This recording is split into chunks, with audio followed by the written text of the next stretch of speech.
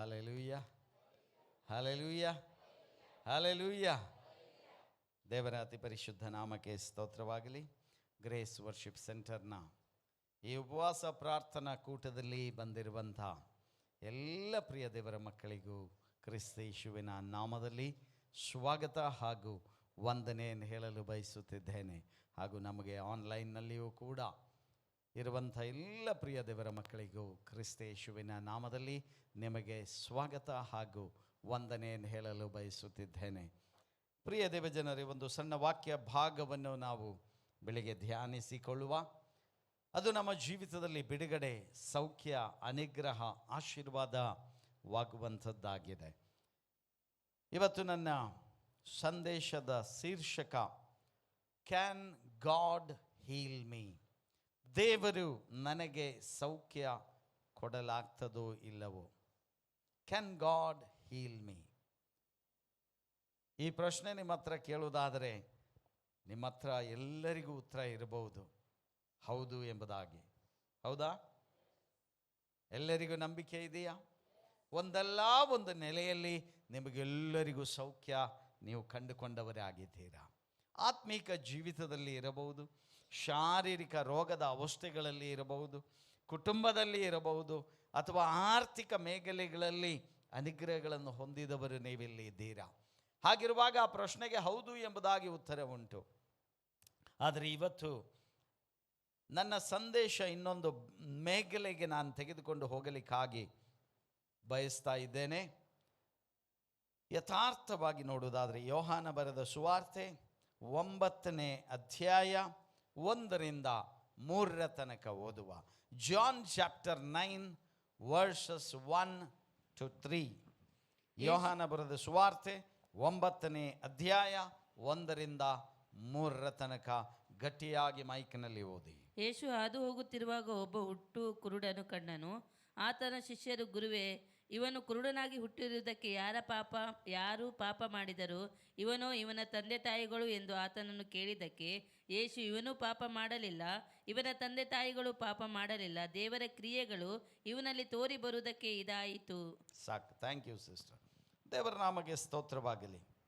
ಇಲ್ಲಿ ಯೇಸು ಸ್ವಾಮಿ ಅಲ್ಲಿಂದ ದಾಟಿ ಹೋಗುತ್ತಿರುವಾಗ ಆಕಸ್ಮಿಕವಾಗಿ ಮುಂದೆ ಕಾಣ್ತಾ ಇರುವುದು ಒಬ್ಬ ಹುಟ್ಟು ಕುರುಡನು ಎಂಬುದಾಗಿ. ಅವನು ಜನ್ಮ ಹೊಂದಿದ ದಿವಸದಿಂದಲೇ, ತಾಯಿಯ ಗರ್ಭದಿಂದ ಬಂದ ಸಮಯದಿಂದಲೇ ಕುರುಡನಾಗಿ ಅವನು ಹುಟ್ಟುತ್ತಾ ಇದ್ದಾನೆ. ಅದರ ಅರ್ಥ ಅವನು ಲೋಕವನ್ನೇ ಕಾಣಲೇ ಇಲ್ಲ, ಲೋಕದ ಬೆಳಕನ್ನೇ ಕಾಣಲಿಲ್ಲ.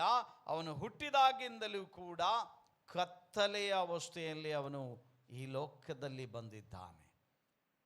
ನೀವು ಒಂದು ವೇಳೆ ಆಲೋಚನೆ ಮಾಡಿ ನೋಡಿ, ಇಂಥ ಅವಸ್ಥೆಯ ಮಗು ಅಂತ ಹೇಳಿದರೆ ಅವನು ಬೆಳೆದು ಯೌವನಸ್ಥನಾಗಿ ದೊಡ್ಡವನಾಗಿ ನಿಂತಿರುವಂಥ ಸಮಯವಾಗಿದೆ.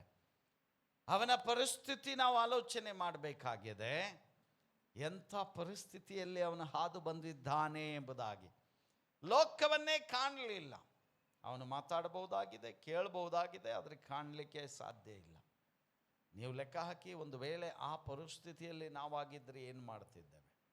ಇನ್ನು ಗಂಭೀರವಾದ ಪರಿಸ್ಥಿತಿಯಲ್ಲಿ ಏನು ಮಾತು ನಡೀತಾ ಇದೆ ಗೊತ್ತಾ? ಅಲ್ಲಿ ಮಾತು ನಡೀತಾ ಇರುವುದು ಆ ಮನುಷ್ಯನನ್ನು, ಆ ಕುರುಡನನ್ನು ಅಲ್ಲಿ ಮುಂದೆ ನಿಲ್ಲಿಸಿಕೊಂಡು ಮಾತಾಡ್ತಾ ಇರುವಂಥ ಮಾತು ಏನು ಗೊತ್ತಾ? ಆ ಶಿಷ್ಯರು ಕೇಳ್ತಾ ಇದ್ದಾರೆ, ಇವನು ಇದರಲ್ಲಿ ಯಾರು ಪಾಪ ಮಾಡಿದರು ಎಂಬುದಾಗಿ. ನೀವು ಲೆಕ್ಕ ಹಾಕಿ, ಅವನ ನೋವು, ಅವನ ಪರಿಸ್ಥಿತಿ ಆ ರೀತಿಯಾಗಿದೆ. ಅದರಲ್ಲಿ ಮತ್ತು ಜನರು ಕೂಡ ಮಾತಾಡ್ತಾ ಇರುವುದು ಏನಾಗಿದೆ? ಎಷ್ಟು ಆಳವಾಗಿ ಅವನನ್ನು ಗಾಯಪಡಿಸಲಿಕ್ಕಾಗಿ ನೋಡ್ತಾ ಇದ್ದಾರೆ, ಎಷ್ಟು ಆಳವಾಗಿ ಅವನನ್ನು ನೋಯಿಸಲಿಕ್ಕಾಗಿ ನೋಡುವಂಥ ಒಂದು ಪರಿಸ್ಥಿತಿ ನಾವು ನೋಡ್ತಾ ಇದ್ದೇವೆ. ಅನೇಕ ಸಲ ನಮ್ಮ ಜೀವಿತದಲ್ಲಿ ಸಂಭವಿಸ್ತದೆ. ಪ್ರಿಯ ದೇವ ಜನರೇ, ನಾವು ನಮ್ಮ ಕಷ್ಟಗಳಲ್ಲಿ ಹಾದು ಹೋಗ್ತಾ ಇರ್ತೇವೆ, ಆದರೆ ಜನರು ನಮ್ಮ ಮುಂದೆ ಮಾತಾಡ್ತಾರೆ. ನಮ್ಮ ಸೀಕಿನ ಅವಸ್ಥೆಯಲ್ಲಿ ಇರಬಹುದು, ಸೀಕಿನ ಅವಸ್ಥೆಯನ್ನು ಪರಿಹಾಸ್ಯ ಮಾಡುವವರಾಗಿರಬಹುದು. ಅಯ್ಯೋ, ನೋಡವನಿಗೆ ಹೀಗಾಯಿತು, ನೋಡವನಿಗೆ ಹಾಗಾಯಿತು, ಅವನ ಸೊಕ್ಕಿನಿಂದಾಯಿತು, ಅವನ ಸಮಸ್ಯೆಗಳಿಂದಾಯಿತು, ಹೀಗೆ ಮಾತಾಡಲಿಕ್ಕಾಗಿ ಜನರು ಬೇಕಾದಷ್ಟಿದ್ದಾರೆ ನಮ್ಮ ಪರಿಸ್ಥಿತಿಗಳ ಮೇಲೆ. ಒಂದು ವೇಳೆ ಕುಟುಂಬದಲ್ಲಿ ಸಮಸ್ಯೆಗಳಾಗಿದೆ, ಅಲ್ಲಿಯೂ ಕೂಡ ಮಾತಾಡ್ತಾರೆ. ಅವನು ಸರಿ ಇಲ್ಲ, ಇಲ್ಲಾದ್ರೆ ಅವಳು ಸರಿ ಇಲ್ಲ, ಇಲ್ಲಾದ್ರೆ ಹಿಂಗೆ ಅವ್ರದ್ದು ಹಿಂಗೆ ಇದೆ, ಅವನಿಗೆ ಹಂಗಾಗಿದೆ, ಇವನಿಗೆ ಹಿಂಗಾಗಿದೆ, ಎಲ್ಲ ಮಾತಾಡೋದು ನಮ್ಮ ಮುಂದೆನೇ ಮಾತಾಡ್ತಾರೆ, ಹಿಂದೆ ಅಲ್ಲ. ನಮಗೆ ಕೇಳಿಸುವಂಗೆ, ನಮಗೆ ನೋಯಿಸುವಂಗೆ, ನಮಗೆ ಅವರು ಯಾವ ರೀತಿಯಲ್ಲಿ ನಮಗೆ ಗಾಯ ಮಾಡಬಹುದು ಅನ್ನುವಂಥ ನೆಲೆಯಲ್ಲಿ. ಪ್ರಿಯ ದೇವ ಜನರೇ, ಇಲ್ಲಿ ಯೇಸು ಸ್ವಾಮಿ ಹತ್ರ ಈ ಪ್ರಶ್ನೆ ಆ ಕುರುಡನ ಮುಂದೆ ಕೇಳ್ತಾ ಇದ್ದಾರೆ. ನೀವು ಲೆಕ್ಕ ಹಾಕಿ, ಅವನ ಲೋಕವೇ ಕಾಣಲಿಲ್ಲ, ಅಂಧಕಾರದ ಸ್ಥಿತಿಯಲ್ಲಿದ್ದಾನೆ, ಅವನ ಜೀವಿತವೇ ಕತ್ತಲೆಯ ಅವಸ್ಥೆಯಲ್ಲಿದೆ, ಅದರ ಮೇಲೆ ಮತ್ತು ಅವನಿಗೆ ನೋಯಿಸುವಂಥ ಸ್ಥಿತಿ. ಅಲ್ಲಿ ಕೇಳ್ತಾ ಇದ್ದಾರೆ, ಏನು ಇವನು ಪಾಪ ಮಾಡಿದ್ರಿಂದಾಗಿದೆಯೋ ಅಥವಾ ಇವನ ತಂದೆ ತಾಯಿಯನ್ನು ಕೂಡ ಬಿಡ್ತಾ ಇಲ್ಲ, ಅವರನ್ನೂ ಕೂಡ ಅದರೊಳಗೆ ಹಾಕಿ ಮಾತಾಡ್ತಾ ಇದ್ದಾರೆ. ಇವನ ತಂದೆ ತಾಯಿ ಪಾಪ ಮಾಡಿದ್ರಿಂದ ಇವನ ಪರಿಸ್ಥಿತಿ ಹೀಗಾಯಿತು. ನೀವು ಲೆಕ್ಕ ಹಾಕಿ, ನೀವು ಅಂಥ ಒಂದು ರೋಗದ ಸ್ಥಿತಿಯಲ್ಲಿ ಇದ್ದೀರಿ, ಯಾರಾದರೂ ಬಂದು ಹೀಗೆ ಮಾತಾಡಿದರೆ ನಿಮ್ಮ ರಿಯಾಕ್ಷನ್ ಏನಿರ್ತದೆ? ಆ ಸಮಯದಲ್ಲಿ ನೀವೇನು ಮಾಡ್ತೀರಾ? ಈ ರೋಗಕ್ಕೆ ಕಾರಣ ಏನಪ್ಪ ನಿಂದಂತ ಹೇಳಿ ಕೇಳಿದರೆ ಏನಾಗ್ತದೆ? ನಿಮ್ಮ ಹತ್ರನೇ ಬಂದು ಈಗ ನಿಮಗೊಂದು ರೋಗ ಇದೆ ಅಂತ ತಿಳ್ಕೊಳ್ಳಿ, ಅವರು ಬಂದು ಕೇಳ್ತಾ ಇದ್ದಾರೆ ನಿಮಗೆ, ಎಲ್ಲಿ ಹೋಗಿ ಪಾಪ ಮಾಡಿದೀಯಾ? ನೀವೇನು ಹೇಳ್ತೀರಾ ಅದಕ್ಕೆ?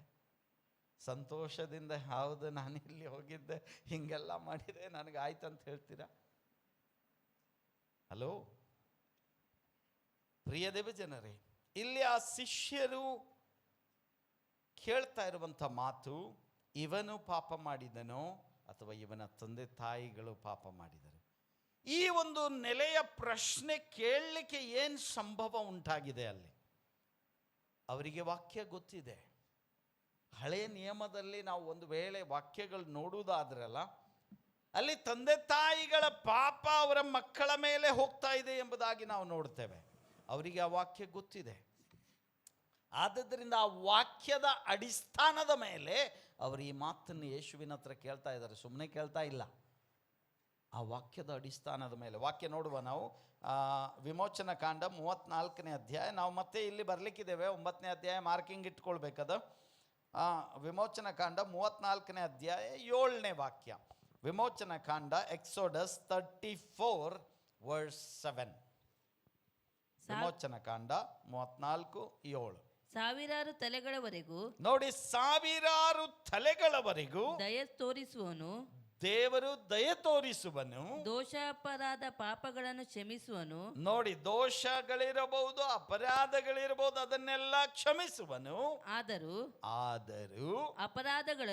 ಅಪರಾಧಗಳನ್ನು ಶಿಕ್ಷಿಸದೆ ಬಿಡದವನು ಶಿಕ್ಷಿಸದೆ ಬಿಡದವನು ತಂದೆಗಳ ದೋಷ ಫಲವನ್ನು. ನೋಡಿ, ಇಲ್ಲಿ ಯಾರ ದೋಷ ಫಲ ಆಗ್ತಾ ಇದೆ? ತಂದೆಯ ದೋಷ ಫಲವನ್ನು ಮಕ್ಕಳ ಮೇಲೆ 3-4 ತಲೆಗಳವರೆಗೆ 3-4 ತಲೆಯವರೆಗೂ ಬರಮಾಡುವನು ಎಂಬುದೇ. ಹಲ್ಲೆಲೂಯಾ. ಸ್ಪಷ್ಟವಾಗಿ ವಾಕ್ಯ ಈ ಶಿಷ್ಯರಿಗೆ ಗೊತ್ತಿದೆ. ಎಲ್ಲಿಯೋ ಇವರ ತಂದೆ ತಾಯಿ ಇರಬಹುದು, ಅಜ್ಜ ಅಜ್ಜಿ ಇರಬಹುದು, ಮುತ್ತಜ್ಜ ಮುತ್ತಜ್ಜಿ ಇರಬಹುದು, ಅಥವಾ ಅವರ ತಂದೆ ತಾಯಿ ಇರಬಹುದು. ಎಲ್ಲಿಯೋ down the line in the generation there is a sin. ಎಲ್ಲಿಯೋ ಪಾಪ ಅಡಗಿದೆ. ಆದದ್ದರಿಂದ ಈ ಮನುಷ್ಯನು ಕುರುಡನಾಗಿ ಜನಿಸಿದ್ದಾನೆ. They know the words, they know the word of God. ಇನ್ನೂ ಒಂದು ವಾಕ್ಯ ಬೇಕಾದ್ರೆ ನಿಮಗೆ ಹೇಳ್ತೇನೆ. ಅರಣ್ಯಕಾಂಡ 14ನೇ ಅಧ್ಯಾಯ 18ನೇ ವಾಕ್ಯ. Numbers chapter 14:18. ಅರಣ್ಯಕಾಂಡ 14:18. ಯೆಹೋವನು ದೀರ್ಘಶಾಂತನು, ಬಹು ಪ್ರೀತಿ ಉಳ್ಳವನು, ಅಪರಾಧ ಪಾಪಗಳನ್ನು ಕ್ಷಮಿಸುವವನು. ಆದಾಗ್ಯೂ ದೇರ್ ಈಸ್ ಅ ಬಟ್. ಆದಾಗ್ಯೂ, ಅಲ್ಲಿಯೂ ಕೂಡ ಆದರೂ ಎಂಬ ಒಂದು ಪದ ಅಲ್ಲಿ ಯೂಸ್ ಆಗ್ತಾ ಇದೆ. ಆದಾಗ್ಯೂ ಅಪರಾಧಿಗಳನ್ನು ಶಿಕ್ಷಿಸದೆ ಬಿಡದವನು ಅಪರಾಧಿಗಳನ್ನು ಶಿಕ್ಷಿಸದೆ ಬಿಡುವುದಿಲ್ಲ. ಅಪರಾಧ ಮಾಡಿದೆಯೋ ಶಿಕ್ಷೆಗೆ ಒಳಗಾಗಲೇಬೇಕು ಎಂಬುದಾಗಿ. ಮುಂದೆ ತಂದೆಗಳ ಫಲವನ್ನು ತಂದೆಯ ಪಾಪದ ಫಲವನ್ನು ಮಕ್ಕಳ ಮೇಲೆ 3-4 ತಲೆಗಳವರೆಗೆ ಬರಮಾಡುವನು. 3-4 ತಲೆಮಾರುವರೆಗೆ ಬರುವಂಥದ್ದಾಗಿದೆ. ಅದು ಮಕ್ಕಳಿರಬಹುದು, ಮೊಮ್ಮಕ್ಕಳಿರಬಹುದು, ಮರಿಮಕ್ಕಳಿರಬಹುದು, ಅವರ ಮಕ್ಕಳಿರಬಹುದು. 4 ಜನರೇಷನ್ ತನಕ ಈ ಕರ್ಸ್ ಒಬ್ಬ ವ್ಯಕ್ತಿ ಮಾಡಿದ್ದು. ಅದು ತಂದೆ ಇರಬಹುದು, ತಾಯಿ ಇರಬಹುದು, ಯಾರೇ ಇರಬಹುದು. ಏನು ಪಾಪ ಮಾಡ್ತಿರೋ ಡೌನ್ ದ ಜನರೇಷನ್ ಉಂಟು ಎಂಬುದಾಗಿ ಆ ಶಿಷ್ಯರಿಗೆ ಗೊತ್ತಿದೆ ಕೃತ್ಯವಾಗಿ. They know the word of God. ಅದಕ್ಕೆ ಕೇಳ್ತಾ ಇದ್ದಾರೆ ಅವರು, ಈ ವಾಕ್ಯದ ಅಡಿಸ್ಥಾನದ ಮೇಲೆ, ಯೇಸುವೇ ಇವನು ಕುರುಡನಾಗಿ ಹುಟ್ಟಲಿಕ್ಕೆ ಯಾರು ಕಾರಣ ಎಂಬುದಾಗಿ ಇಲ್ಲಿ ಕೇಳ್ತಾ ಇದ್ದಾನೆ. ಪ್ರಿಯ ದೇವಜನರೇ, ನಾವು ಕೂಡ ಹಲವು ಸಲ ಜನರ ಮೇಲೆ ನ್ಯಾಯ ತೀರ್ಪನ್ನು ಮಾತಾಡಿ ಬಿಡ್ತೇವೆ. ಅವರ ಪಾಪಗಳ ಬಗ್ಗೆ ಎಲ್ಲ ಲೆಕ್ಕ ಮಾಡಿ ಬಿಡ್ತೇವೆ. ಹಲವು ಸಲ ಯಾವ ಯಾವ ಸನ್ನಿವೇಶಗಳು ನಮಗೆ ಸಿಗ್ತದೋ ಜನರ ಮೇಲೆ ಅವರ ನ್ಯಾಯ ತೀರ್ಪು ಹೇಳಿಬಿಡ್ತೇವೆ. ಇವ್ರದ್ದು ಹಿಂಗಾದ್ರಿಂದೇ ಹಿಂಗಾಯಿತು. ಯಾರಾದರೂ ಒಬ್ಬರು ಸತ್ರು ಕೂಡ ನಾವು ಬಿಡುವುದಿಲ್ಲ, ಅವರ ನ್ಯಾಯ ತೀರಿಸಿಯೇ ಕಳಿಸ್ತೇವೆ. ನಾವು ಅವರ ಹಿಂದೆ ನಾವು ಏನು ಮಾತಾಡ್ತೇವೆ ಗೊತ್ತಾ? ಅವ್ರು ಹಿಂಗಿದ್ರು, ಅವ್ರು ಇಂಥದ್ದೆಲ್ಲ ಕೆಟ್ಟ ಕಾರ್ಯಗಳು ಮಾಡ್ತಾಯಿದ್ರು, ಆದ್ದರಿಂದೇ ಸತ್ತು ಹೋದ್ರು ಅವರು. ನ್ಯಾಯ ತೀರ್ಪಿನ ಕಾರ್ಯಗಳನ್ನು ನಾವು ಹೇಳಿಬಿಡ್ತೇವೆ ಬೇಸ್ಡ್ ಆನ್ ಮೆನಿ ಥಿಂಗ್ಸ್. ಪ್ರಿಯ ದೇವಜನರೇ, ನಾವು ಯಾರ ಬಗ್ಗೆ ಏನು ಮಾತಾಡಬಾರದಾಗಿದೆ, ಒಂದನೇ ವಿಷಯ. ಎರಡನೇದಾಗಿ ಇಲ್ಲಿ ಯೇಸು ಸ್ವಾಮಿ ಏನು ಹೇಳ್ತಾ ಇದ್ದಾನೆ ಗೊತ್ತಾ? ಮೊದಲನೇ ಸಲ ಇವರು ಈ ಮಾತನ್ನು ಕೇಳ್ತಾ ಇರೋದು, ಮೊದಲನೇ ಸಲ. ಯಾವತ್ತೂ ಈ ರೀತಿಯಾದಂಥ ಮಾತು ಯಾರೂ ಹೇಳಲೇ ಇಲ್ಲ. ಯೇಸು ಸ್ವಾಮಿಗೆ ಕೇಳಿದ ಕೂಡಲೇ ಯೇಸು ಸ್ವಾಮಿ ಏನು ಹೇಳ್ತಾ ಇದ್ದಾರೆ ಅದಕ್ಕೆ ಪ್ರತ್ಯುತ್ತರವಾಗಿ ಗೊತ್ತಾ? 3ನೇ ವಾಕ್ಯದಲ್ಲಿ, ಎಂದು ಆತನು ಕೇಳಿದ್ದಕ್ಕೆ ಯೇಸು, ಇವನು ಪಾಪ ಮಾಡಲಿಲ್ಲ, ಇವನ ತಂದೆ ತಾಯಿಗಳು ಪಾಪ ಮಾಡಲಿಲ್ಲ. ನೋಡಿ, ಎಲ್ಲ ಕೇಸ್ ಒಂದೇ ಲೆಕ್ಕ ಇರುವುದಿಲ್ಲ.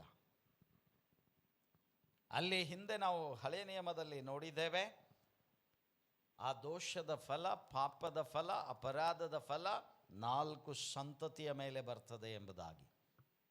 ಆದರೆ ಎಲ್ಲ ಕೇಸ್ ಅದೇ ರೀತಿ ಪಾಪದ್ದೇ ಇರಲಿಕ್ಕೆ ವ್ಯವಸ್ಥೆ ಇಲ್ಲ.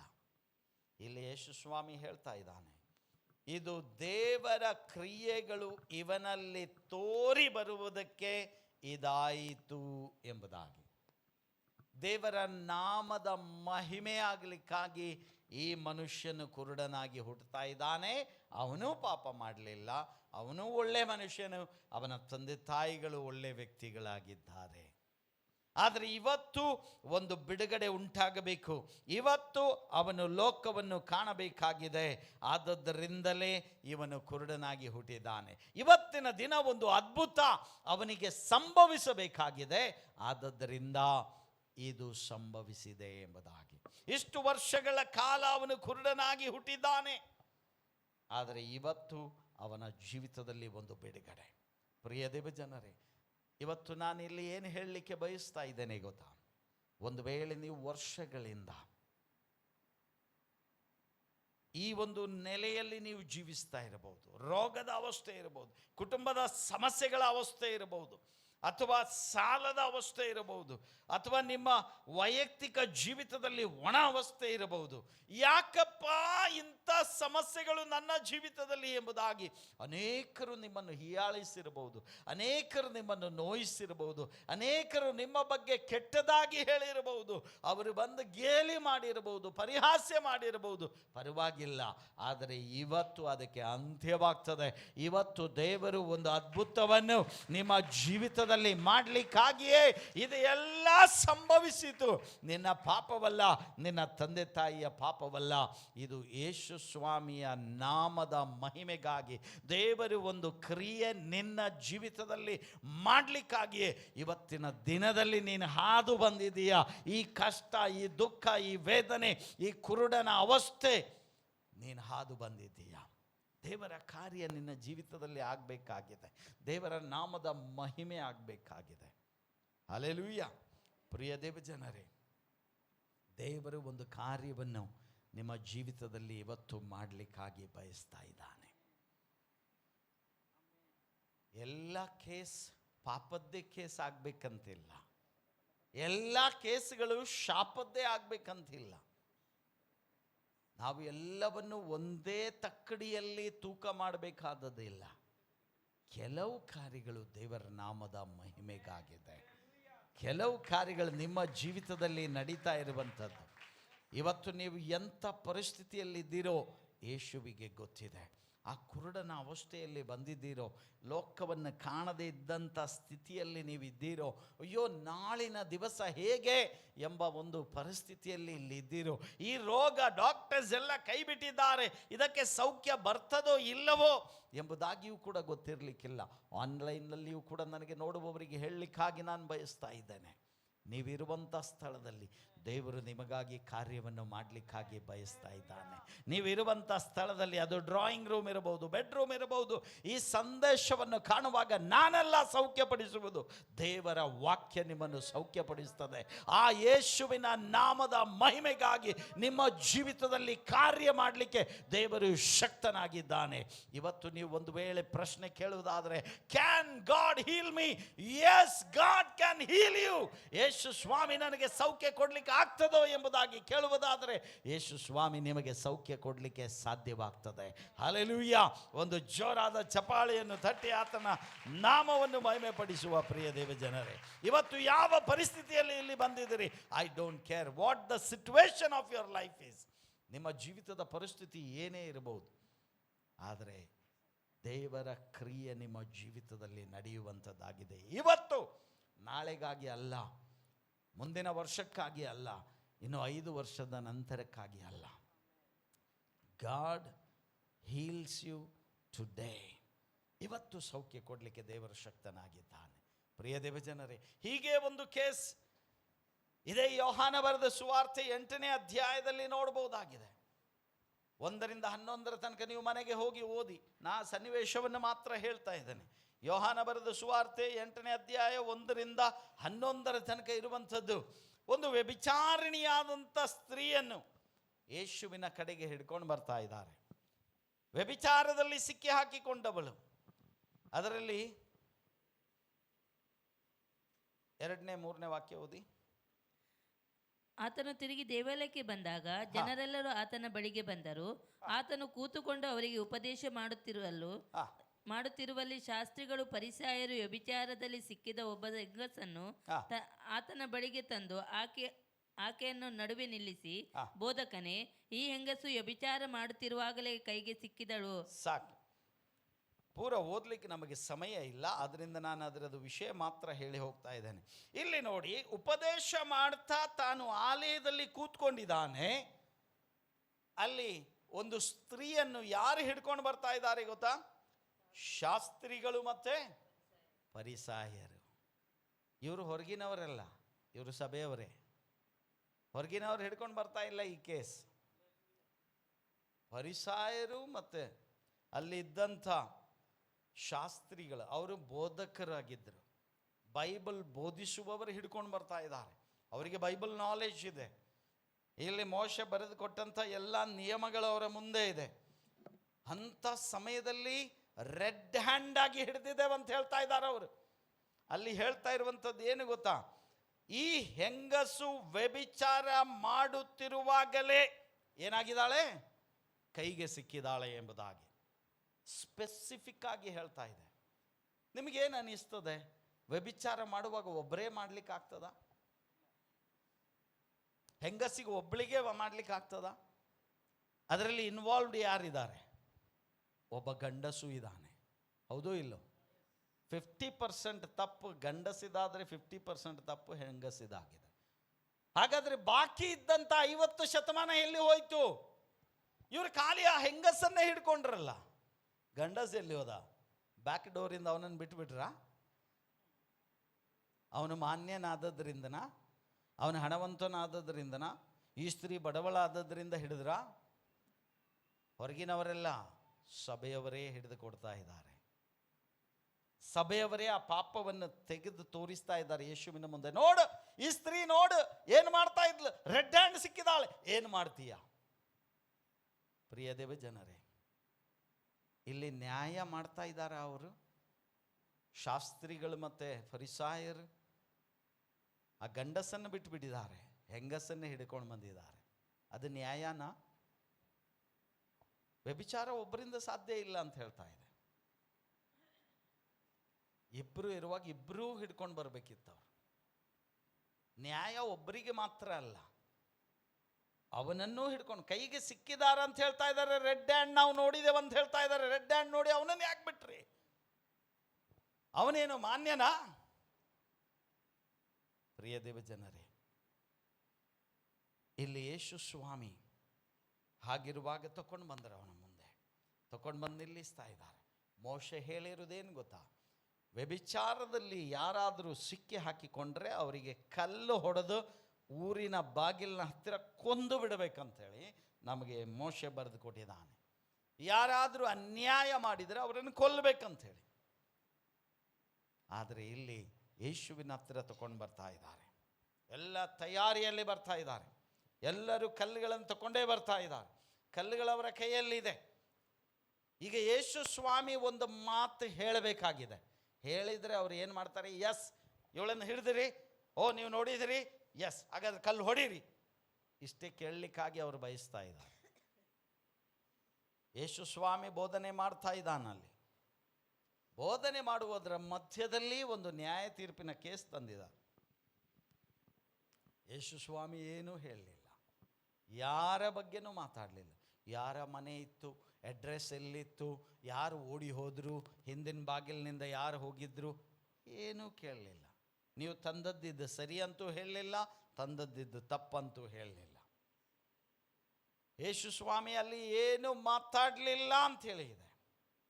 ಯೇಸು ಸ್ವಾಮಿ ಬಗ್ಗೆ ನೆಲದ ಮೇಲೆ ಏನೋ ಬರಿತಾ ಇದ್ರು ಎಂಬುದಾಗಿ ಬರಿತಾ ಇದ್ದಾಗ ಈ ರೀತಿಯಾಗಿ ಹೇಳ್ತಾರೆ. ಇಲ್ಲಿ ನ್ಯಾಯ ತೀರಿಸಲಿಕ್ಕಾಗಿ ಬಂದಿದ್ದಾರೆ. ಜನರೆಲ್ಲರೂ ಕೂಡಿದ್ದಾರೆ. ಒಂದು ಸೈಡ್ನಲ್ಲಿ, ಎದುರಿನಲ್ಲಿ ಆ ಹೆಂಗಸಿದ್ದಾಳೆ. ಯೇಸುವಿನ ಬದಿಯಲ್ಲಿ ಹೇಳಿದರೆ ಎಸ್ ಹೇಳಿದರೆ ಕಲ್ಲು ಹೊಡಿಲಿಕ್ಕಾಗಿ ಅವರೆಲ್ಲ ಕಲ್ಲು ರೆಡಿಯಾಗಿ ತಗೊಂಡು ನಿಂತಿದ್ದಾರೆ. ಇವಳು ಪಾಪದಲ್ಲಿ ಸಿಕ್ಕಿ ಹಾಕಿದ್ದಾಳೆ. ನೀನು ಎಸ್ ಹೇಳು, ನಾವು ಹೊಡಿತೇವೆ, ಕೊಲ್ತೇವೆ ನಿನ್ನ ಮುಂದೆ. ಆದರೆ ಯೇಸು ಸ್ವಾಮಿ ಏನು ಹೇಳಲಿಲ್ಲ. ಕೆಳಗೆ ಕೂತ್ಕೊಂಡು ಬರೀಲಿಕ್ಕೆ ಸ್ಟಾರ್ಟ್ ಮಾಡಿದ ಉಸುಕಿನ ಮೇಲೆ. ಉಸುಕಿನ ಮೇಲೆ ಬರಿತಾ ಇದ್ದಾಗ ಈ ಕಡೆ ನಿಂತಂಥ ವ್ಯಕ್ತಿ ಹೀಗೆ ನೋಡ್ತಾ ಇದ್ದಾನೆ, ಏನು ಬರಿತಾ ಇದ್ದಾರೆ. ಯೇಸು ಸ್ವಾಮಿ ಆ ವ್ಯಕ್ತಿ ಮಾಡಿದಂಥ ಪಾಪವನ್ನು ಅಲ್ಲಿ ಬರಿತಾ ಇದ್ದಾನೆ. ಯಾರಿಗೂ ಕಾಣ್ತಾ ಇಲ್ಲ. ಆ ಹಿಂದೆ ನಿಂತ ವ್ಯಕ್ತಿಗೆ ಅದು ಕಾಣ್ತಾ ಇದೆ. ಅದು ನೋಡಿದ ಕೂಡಲೇ ಅವನಿಗೆ ಗೊತ್ತಾಯಿತು, ಓ ನಾನು ಇದರಲ್ಲಿ ಸಿಕ್ಕಾಕ್ಕೊಳ್ತೇನೆ, ನಾನು ಕಲ್ಲು ಹೊಡಿಲಿಕ್ಕೆ ವ್ಯವಸ್ಥೆ ಇಲ್ಲ. ಅವನ ಹಿಂದಕ್ಕೆ ಸರಿದು ಹೋಗಿಬಿಟ್ಟ. ಅವನ ಕಲ್ಲಲ್ಲಿ ಬಿಸಾಡಿದ, ಅವನ ಹಿಂದಕ್ಕೆ ಹೋದ. ಈ ಕಡೆ ಇದ್ದ ವ್ಯಕ್ತಿ ನೋಡ್ತಾ ಇದ್ದಾನೆ, ಈಗ ಏನು ಬರಿತಾ ಇದ್ದಾರೆ. ಯೇಸು ಸ್ವಾಮಿ ಬರೆದ, ನೀನು ಇಂಥ ಕಡೆಯಲ್ಲಿ ನೀನು ಇಂಥ ಪಾಪ ಮಾಡಿದೀಯ. ಅವನು ಕೂಡ ನೋಡಿದ, ಹೌದು ಇದು ಕರೆ ಇದೆ. ಇಲ್ಲಿ ಈಗ ಏನಾದರೂ ನಾನು ಮಾತಾಡ್ಲಿಕ್ಕೆ ಹೋದರೆ ಯೇಸು ಸ್ವಾಮಿ ಇದನ್ನು ಬಯಲಾಗಿ ಹೇಳ್ತಾನೆ. ಅದಕ್ಕೇನು ಒಳ್ಳೆಯದು? ನನ್ನ ಕಲ್ಲು ಬಿಸಾಡಿ ನಾನು ಹಿಂದಕ್ಕೆ ಹೋಗೋದು ಒಳ್ಳೆಯದು. ಹೀಗೆ ಎಲ್ಲರ ಪಾಪ ಅಲ್ಲಿ ಬಂದಂಥವರು ಎಲ್ಲರೂ ಯಾರಿದ್ರು? ಪಾಪಿಗಳಲ್ಲ, ಶಾಸ್ತ್ರಿಗಳು, ಫರಿಸಾಯರು, ಇವರೆಲ್ಲ ಬೋಧನೆ ಮಾಡ್ತಾ ಇದ್ದವರು, ಸಭೆಯವರು, ಹೊರಗಿನವರೆಲ್ಲ. ನೀವು ನೋಡಬೇಕಾದಂಥ ಕಾರ್ಯ ಇದು. ಎಷ್ಟು ಸ್ಪಷ್ಟವಾಗಿ ಅವರ ಎಲ್ಲ ಪಾಪ ಬರೆದ. ಎಲ್ಲ ಪಬ್ಲಿಕ್ ಏನಾಯ್ತು? ಈಗ ವಾಪಸ್ ಹೋದ್ರು. ವಾಪಸ್ ಹೋದ್ಮೇಲೆ ಯೇಸು ಸ್ವಾಮಿ ನೋಡ್ತಾ ಇದ್ದಾನೆ, ಈ ಕಡೆನೂ ಒಬ್ಬರು ಕಾಣ್ತಾ ಇಲ್ಲ, ಈ ಕಡೆನೂ ಒಬ್ಬರು ಕಾಣ್ತಾ ಇಲ್ಲ. ಉಳಿದಿರೋದು ಈಗ ಮುಂದೆ ಇರುವಂಥ ಒಬ್ಬಳೇ ನ್ಯಾಯ ತೀರಿಸಬೇಕಾದವಳು. ನಿಮ್ಮಲ್ಲಿ ಯಾರಲ್ಲಿ ಪಾಪ ಇಲ್ಲ ಅವನು ಮೊದಲು ಕಲ್ಲು ಬಿಸಾಡಬೇಕಂತ ಹೇಳಿದ. ಯೇಸು ಸ್ವಾಮಿಗೆ ವ್ಯವಸ್ಥೆ ಇದೆಯಾ ಈ ಕಲ್ಲು ಬಿಸಾಡಲಿಕ್ಕಾಗಿ? ಹಲೋ, ಯೇಸು ಸ್ವಾಮಿ ಕಲ್ಲು ಬಿಸಾಡಬಹುದಾ ಬೇಕಾದರೆ? ಪಾಪ ಇಲ್ಲದವನಾಗಿದ್ದಾನೆ. ಜನ್ಮದಿಂದಲೇ ಹುಟ್ಟಿರುವುದು ಪಾಪದಿಂದ ಅಲ್ಲ, ಸಂಭೋಗದಿಂದ ಅಲ್ಲ. ಯೇಸು ಸ್ವಾಮಿ ಹುಟ್ಟಿರುವುದು ಪರಿಶುದ್ಧಾತ್ಮನ ಮೂಲಕವಾಗಿ. ತಾನು ಈ ಲೋಕದಲ್ಲಿ ಜೀವಿಸಿದ್ದು ಪರಿಶುದ್ಧವಾಗಿದೆ. ಆತನಿಗೆ ಪೂರ ವ್ಯವಸ್ಥೆ ಇದೆ. ಅಲ್ಲಿ ಬಿಟ್ಟು ಹೋದಂಥ ಕಲ್ಲು ಎಲ್ಲ ತೆಗೆದು ಆ ಸ್ತ್ರೀಯ ಮೇಲೆ ಹೊಡಿಬಹುದಾಗಿ. ಕಲ್ಲು ಹೊಡೆದು ಒಬ್ಬನಿಗೆ ವ್ಯವಸ್ಥೆ ಇತ್ತು ಕೊಂದು ಬಿಡಲಿಕ್ಕಾಗಿ. ಆದರೆ ಯೇಸು ಸ್ವಾಮಿ ಅವಳನ್ನು ನೋಡಿ ಏನು ಹೇಳ್ತಾ ಇದ್ದಾನೆ ಗೊತ್ತಾ? 11ನೇ ವಾಕ್ಯ, ನಾನು ನಿನಗೆ ಶಿಕ್ಷೆ ವಿಧಿಸುವುದಿಲ್ಲ, ನಾನು ನಿನಗೆ ಶಿಕ್ಷೆ ವಿಧಿಸುವುದಿಲ್ಲ, ಹೋಗು ಹೋಗು, ಇನ್ನು ಮೇಲೆ ಪಾಪ ಮಾಡಬೇಡ ಎಂದು ಹೇಳಿದನು. ನೋಡಿ ಪ್ರಿಯ ದೇವ ಜನರೇ, ಯೇಸು ಸ್ವಾಮಿ ಹೇಳಿದ್ದು, ನಾನು ಕೂಡ ನಿನಗೆ ನ್ಯಾಯ ವಿಧಿಸುವುದಿಲ್ಲ. ಆದರೆ ಒಂದು ಕಾರ್ಯ ಹೈಲೈಟ್ ಮಾಡಿ ಹೇಳ್ತಾ ಇದ್ದಾನೆ ಅವಳಿಗೆ, ಇವತ್ತಿನವರೆಗೆ ನೀನು ಮಾಡಿದೀಯಾ, ಪಾಪಗಳನ್ನು ಮಾಡಿದೀಯಾ, ವ್ಯಭಿಚಾರ ಮಾಡಿದೀಯಾ, ನನಗೂ ಗೊತ್ತಿದೆ, ಈ ಜನರಿಗೂ ಗೊತ್ತಿತ್ತು. ಆದರೆ ಅದರಲ್ಲಿ ನಿನಗೆ ನ್ಯಾಯ ತೀರಿಸಲಿಕ್ಕಾಗಿ ಯಾರು ಯೋಗ್ಯರಾಗಿ ಇರಲಿಲ್ಲ.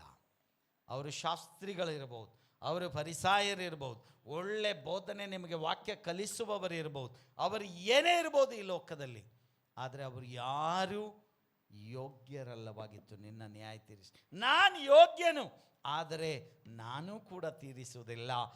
ಇಲ್ಲಿ ಏನು ತೋರಿಸ್ತಾ ಇದ್ದಾನೆ ಯೇಸು ಸ್ವಾಮಿ ಗೊತ್ತಾ? ನೀನು ಪಾಪ ಮಾಡಿದೀಯಾ, ಹೌದು, ಆದರೆ ನಿನ್ನ ಮೇಲೆ ಇರುವಂಥ ಪ್ರೀತಿ ನಿನಗೆ ಇವತ್ತು ಬಿಡುಗಡೆ ಮಾಡ್ತಾ ಇದೆ. ನನ್ನ ಪ್ರೀತಿ ನಿನಗಾಗಿ ಇರುವಂಥದ್ದಾಗಿದೆ.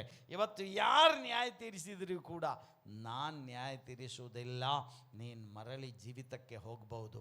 ಆದರೆ ಒಂದು ಕಾರ್ಯ ಯೇಸು ಸ್ವಾಮಿ ಹೇಳಿದ್ದೇನು ಗೊತ್ತಾ? ನೀನು ಇನ್ನು ಮೇಲೆ ಪಾಪ ಮಾಡಬಾರದು. ಎಸ್, ಅದು ವಾರ್ನಿಂಗ್ ಆಗಿದೆ.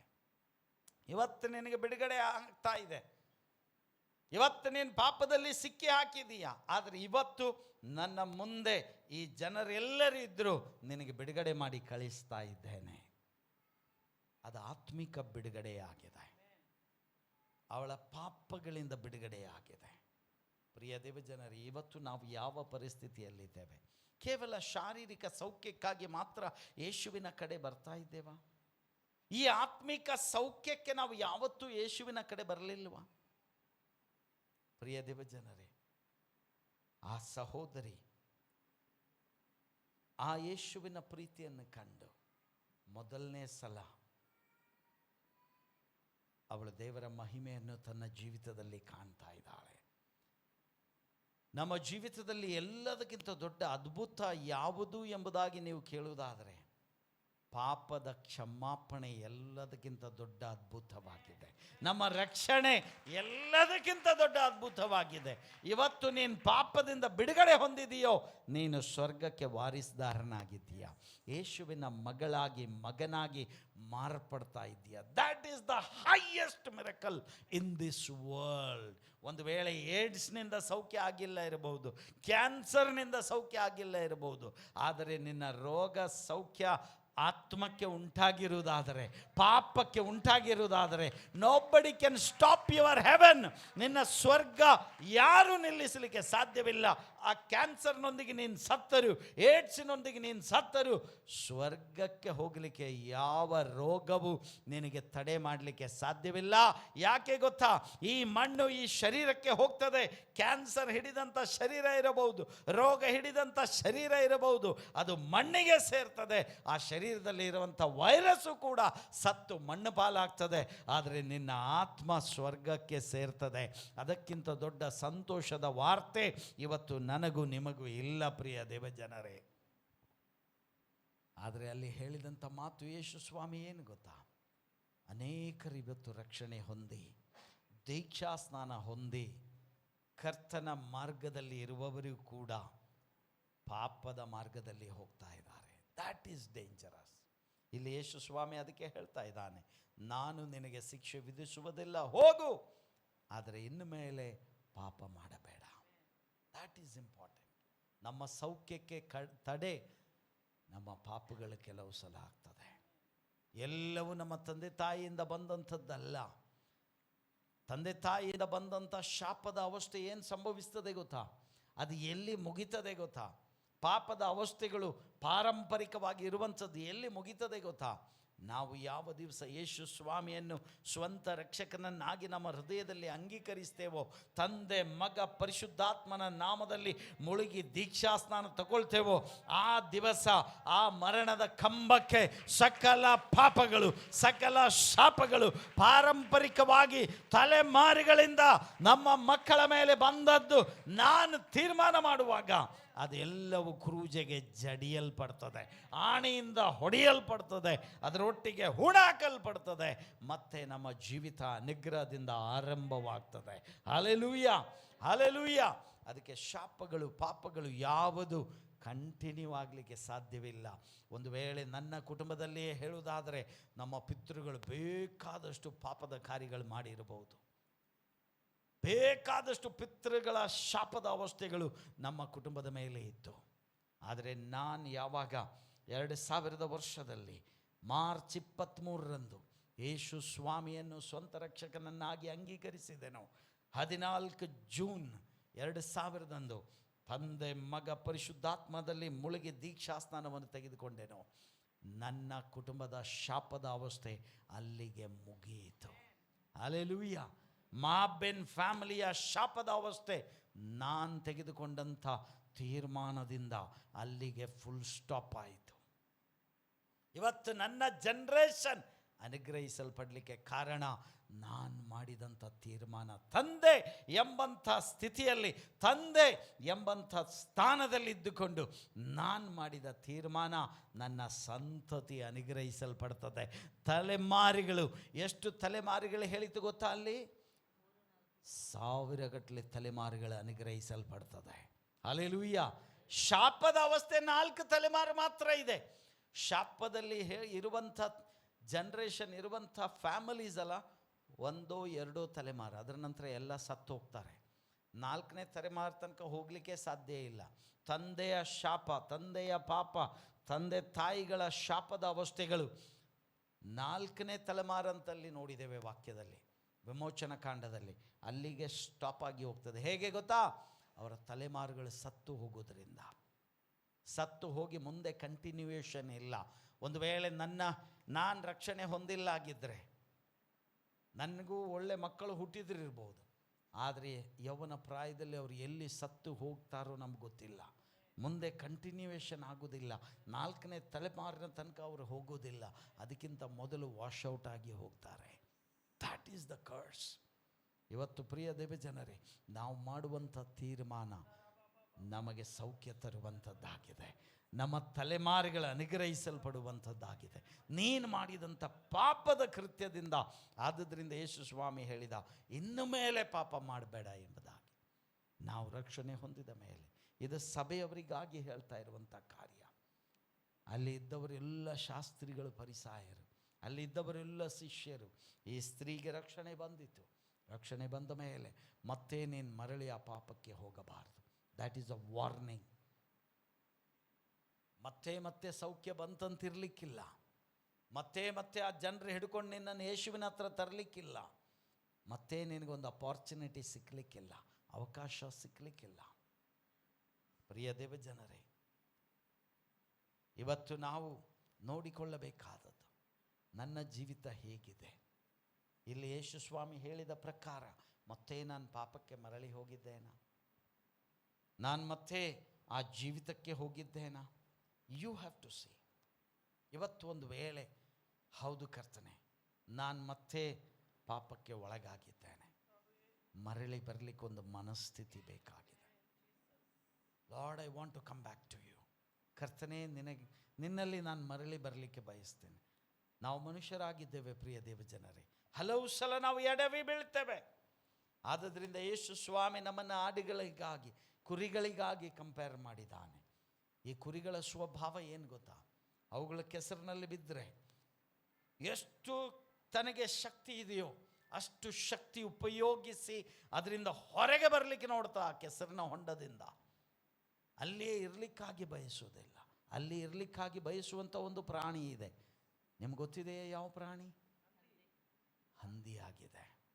ಅದಕ್ಕೆ ಯೇಸು ಸ್ವಾಮಿ ನಮಗೆ ಕರೆದಿಲ್ಲ, ನೀವೆಲ್ಲ ನನ್ನ ಹಂದಿ ಮರಿಗಳು ಅಂತೇಳಿ. Hallelujah, hallelujah. ಪಾಪದಲ್ಲಿದ್ದಂತಹ ಮಗನೆಯಲ್ಲಿದ್ದ? ಹಂದಿಯ ಗೂಡಿನಲ್ಲಿದ್ದ. ಹಂದಿಯ ಮೇವನ್ನು ತಿಂತಾ ಇದ್ದ, ಹಂದಿಯ ಒಟ್ಟಿಗೆ ಮಲ್ಕೊಂಡಿದ್ದ. ನಾವು ಅದಕ್ಕಾಗಿ ಕರೆಯಲ್ಪಟ್ಟವರಲ್ಲ. ನಾವು ಕುರಿಗಳಂತ ಹೇಳುವಾಗ we keep our self clean. ಆ ಪರಿಶುದ್ಧತೆಯಲ್ಲಿ ನಾವು ನಡೆಯುವವರಾಗಿದ್ದೇವೆ. ಆ ಪಾಪದ ಪರಿಸ್ಥಿತಿಯಿಂದ ಹೊರಗೆ ಬರುವವರಾಗಿದ್ದೇವೆ. ಅಲ್ಲಿಯೇ ಬಿದ್ದಿರುವವರಲ್ಲ ನಾವು. ಪ್ರಿಯ ದೇವಜನರೇ, ಇವತ್ತು ನಿಮಗೊಂದು ಸದವಕಾಶ ಮತ್ತೆ ಉಂಟು. ಇವತ್ತು ಯೇಸು ಸ್ವಾಮಿ ನಿಮಗೆ ಸೌಖ್ಯಪಡಿಸಲಿಕ್ಕೆ ಆಗ್ತದೋ ಎಂಬುದಾಗಿ ಕೇಳುವುದಾದರೆ ಹೌದು. ಆದರೆ ನಿಮ್ಮ ಜೀವಿತವನ್ನು ಒಪ್ಪಿಸಿಕೊಡುವುದರಿಂದ, ಯೇಸುವಿನ ಕೈಗೆ ಮರಳಿ ಒಪ್ಪಿಸಿ ಕೊಡೋದ್ರಿಂದ, ಒಂದು ತೀರ್ಮಾನ ಮಾಡೋದ್ರಿಂದ, ಕರ್ತನೇ ಇವತ್ತಿನ ಮೇಲೆ ನಾನು ಮತ್ತೆ ಆ ಪಾಪದ ಕಾರ್ಯಗಳಿಗೆ ಹೋಗೋದಿಲ್ಲ. I want to stop it. I want to put an end. I want to put a full stop today. ಇವತ್ತು ಒಂದು ಚಕ್ರ ಬಿಂದು ನಾನು ಹಾಕ್ತಾ ಇದ್ದೇನೆ ನನ್ನ ಸಕಲ ಪಾಪದ ಕಾರ್ಯಗಳಿಗೆ. ಇವತ್ತು ನನ್ನ ಆತ್ಮಕ್ಕೆ ಒಂದು ಸೌಖ್ಯ ಬೇಕು. ಇವತ್ತು ನನ್ನ ದೇಹಕ್ಕೆ ಒಂದು ಸೌಖ್ಯ ಬೇಕು. ಇವತ್ತು ನನ್ನ ಕುಟುಂಬಕ್ಕೆ ಒಂದು ಸೌಖ್ಯ ಬೇಕು. ಇವತ್ತು ನನ್ನ ಆರ್ಥಿಕ ಪರಿಸ್ಥಿತಿಗಳಿಗೆ ಒಂದು ಸೌಖ್ಯ ಬೇಕು ಎಂಬುದಾಗಿ ನೀವು ಇರುವುದಾದರೆ ನೀವು ಸಮರ್ಪಿಸಿ ಕೊಡಬೇಕಾಗಿದೆ ದೇವರ ಕೈಗಳಲ್ಲಿ. ಪ್ರಿಯ ದೇವ ಜನರೇ, ಎಲ್ಲಿ ಈ ಕುರುಡನನ್ನು ಅಲ್ಲಿ ನಿಲ್ಲಿಸಿಕೊಂಡು ಎಲ್ಲರೂ ಮಾತಾಡ್ತಾ ಇರುವಂಥ ಮಾತು, ಇದು ಇವನ ಪಾಪಗಳು, ಇವನ ತಂದೆ ತಾಯಿಯ ಪಾಪಗಳು. ಅಲ್ಲಿ ಮಾತುಕತೆ ನಡೀತಾ ಇದೆ. ಸೌಖ್ಯಕ್ಕಾಗಿ ಬಂದಂಥ ವ್ಯಕ್ತಿ ಯೇಸು ಸ್ವಾಮಿ ಆಕಸ್ಮಿಕವಾಗಿ ಕಂಡು ಆ ಕುರುಡನನ್ನು ನೋಡ್ತಾ ಇದ್ದಾನೆ. ಆದರೆ ಅಲ್ಲಿ ಒಂದು ಕಾನ್ವರ್ಸೇಷನ್ನೇ ನಡೀತಾ ಇದೆ. ಅವನ ಮಧ್ಯದಲ್ಲಿ ನಿಂತ್ಕೊಂಡಿದ್ದಾನೆ. ಶಿಷ್ಯರೆಲ್ಲರೂ ಮಾತಾಡ್ತಾ ಇದ್ದಾರೆ. ಪ್ರಿಯ ದೇವ ಜನರೇ, ಇದು ಯಾಕೆ ಹೀಗೆ ಸಂಭವಿಸಿತು ಎಂಬುದಾಗಿ ಆಗ ಯೇಸು ಸ್ವಾಮಿ ಹೇಳಿದಂಥ ಮಾತುಗಳೇ ವ್ಯತ್ಯಸ್ತವಾಗಿದೆ. ಇದು ಇವನ ಪಾಪವೂ ಅಲ್ಲ, ತಂದೆ ತಾಯಿಯ ಪಾಪವೂ ಅಲ್ಲ. ಆದರೆ ಇವತ್ತು ಒಂದು ಕಾರ್ಯ ಅವನ ಜೀವಿತದಲ್ಲಿ ನೀವೆಲ್ಲರೂ ಇಲ್ಲಿ ಪ್ರಶ್ನೆ ಮಾಡಿದವರ ಮುಂದೆ ನಾನು ಮಾಡಿ ತೋರಿಸ್ತೇನೆ. I will show you what the glory of God is. ಇವತ್ತು ಒಂದು ವೇಳೆ ನೀವು ಆ ರೀತಿ ಸಮಸ್ಯೆಗಳೊಂದಿಗೆ ಬಂದಿದ್ದೀರಾ, ಪರಿಹಾಸ್ಯಗಳನ್ನು ಎದುರುಗೊಂಡು ಬಹಳ ನೊಂದವನಾಗಿ ಜನರೆಲ್ಲರೂ ನಿಮ್ಮ ಪ್ರತಿ ಮಾತಾಡ್ತಾ ಇರಬಹುದು, ಇವಳು ಹೀಗೆ, ಅವನ ಹಾಗೆ, ಅವರ ಹೀಗೆ, ಏನು ಬೇಕಾದದ್ದು ನೋಯಿಸಿರ್ಬೋದು. But today is the day of miracle. ಇವತ್ತು ನಿಮ್ಮ ಅದ್ಭುತದ ದಿನವಾಗಿದೆ. ಇಮಿಡಿಯೇಟ್ ಆಗಿ ಯೇಸು ಸ್ವಾಮಿ ಏನು ಮಾಡಿದನು ಗೊತ್ತಾ? ಆ ಅಂಧನಾದ ವ್ಯಕ್ತಿಗೆ ಮಣ್ಣಿನಲ್ಲಿ ಸ್ವಲ್ಪ ಮಣ್ಣನ್ನು ತೆಗೆದುಕೊಂಡು ಅದರಲ್ಲಿ ಉಗುಳಿ ಒಂದು ಲೇಪವನ್ನು ತಯಾರು ಮಾಡಿ ಆ ಕಣ್ಣಿಗೆ ಹಚ್ಚಿದನು. ನೀವು ಲೆಕ್ಕ ಹಾಕಿ, ಒಂದು ವೇಳೆ ನಿಮಗೆ ಆ ರೀತಿ ಏನಾದರೂ ಮಾಡಿದರೆ ನೀವು ಆ ಸೌಖ್ಯ ಅಕ್ಸೆಪ್ಟ್ ಮಾಡ್ತಾ ಇದ್ದೀರಾ? ನಿಮಗೊಂದು ವೇಳೆ ಕೈ ಮುರಿದಿದೆ, ನೀವು ನನ್ನ ಹತ್ರ ಪ್ರೇಯರ್ ಮಾಡಿಸ್ಲಿಕ್ಕೆ ಬಂದಿರ. ನಾನು ಹೇಳ್ತಾ ಇದ್ದೇನೆ, ವೇಣುಗೋಪಾಲ್ ಬ್ರದರ್ ಹೋಗಿ ಸ್ವಲ್ಪ ಮಣ್ಣು ತಗೊಂಡು ಬರ್ರಿ. ಮಣ್ಣು ತಗೊಂಡು ಬಂದು ಆ ಮಣ್ಣಿನ ಲೇಪ ರೆಡಿ ಮಾಡಿದೆ.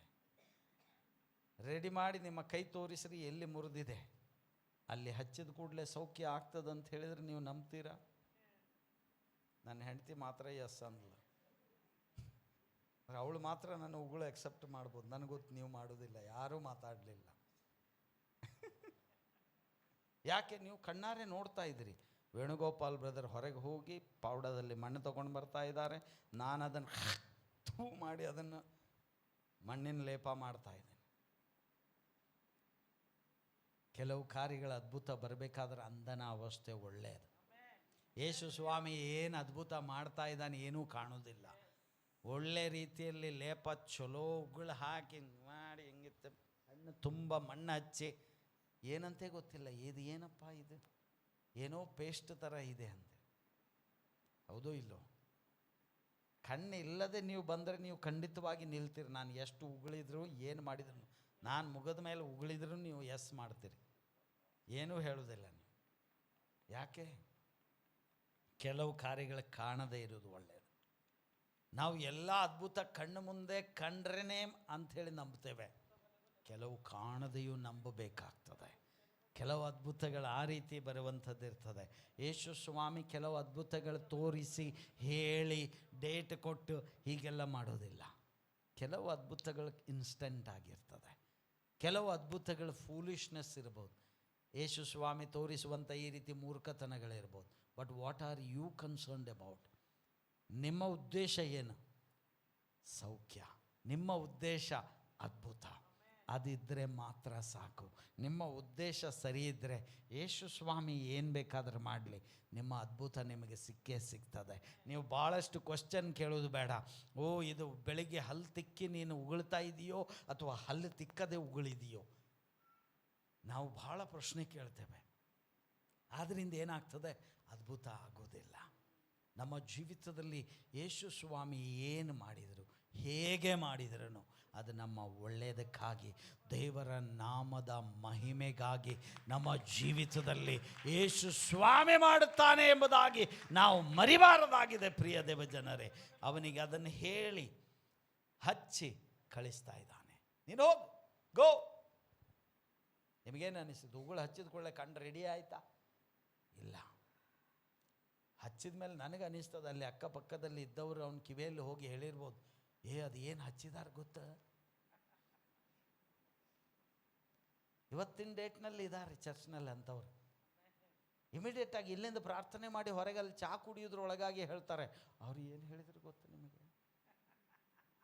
ಅದೆಲ್ಲ ಆಗೋದಿಲ್ಲ, ನೀವು ಹೋಗಬೇಡ, ಅದೆಲ್ಲ ಅದು ಹಚ್ಚಿದ್ದು ನಾನು ನೋಡಿದ್ದೇನೆ, ನನ್ನ ಕಣ್ಣಿದೆ, ನಿನಗೆ ಕಣ್ಣಿಲ್ಲ, ನಾನು ನೋಡಿದ್ದೇನೆ, ಮಾಡಿದ್ದಾರೆ. ಅಪನಂಬಿಕೆಯ ಮಾತುಗಳನ್ನು ಹೇಳಿ ಅದ್ಭುತ ತಪ್ಪಿಸುವವರಿದ್ದಾರೆ. ಆದರೆ ನಿಮ್ಮ ಡ್ಯೂಟಿ ಏನು ಗೊತ್ತಾ?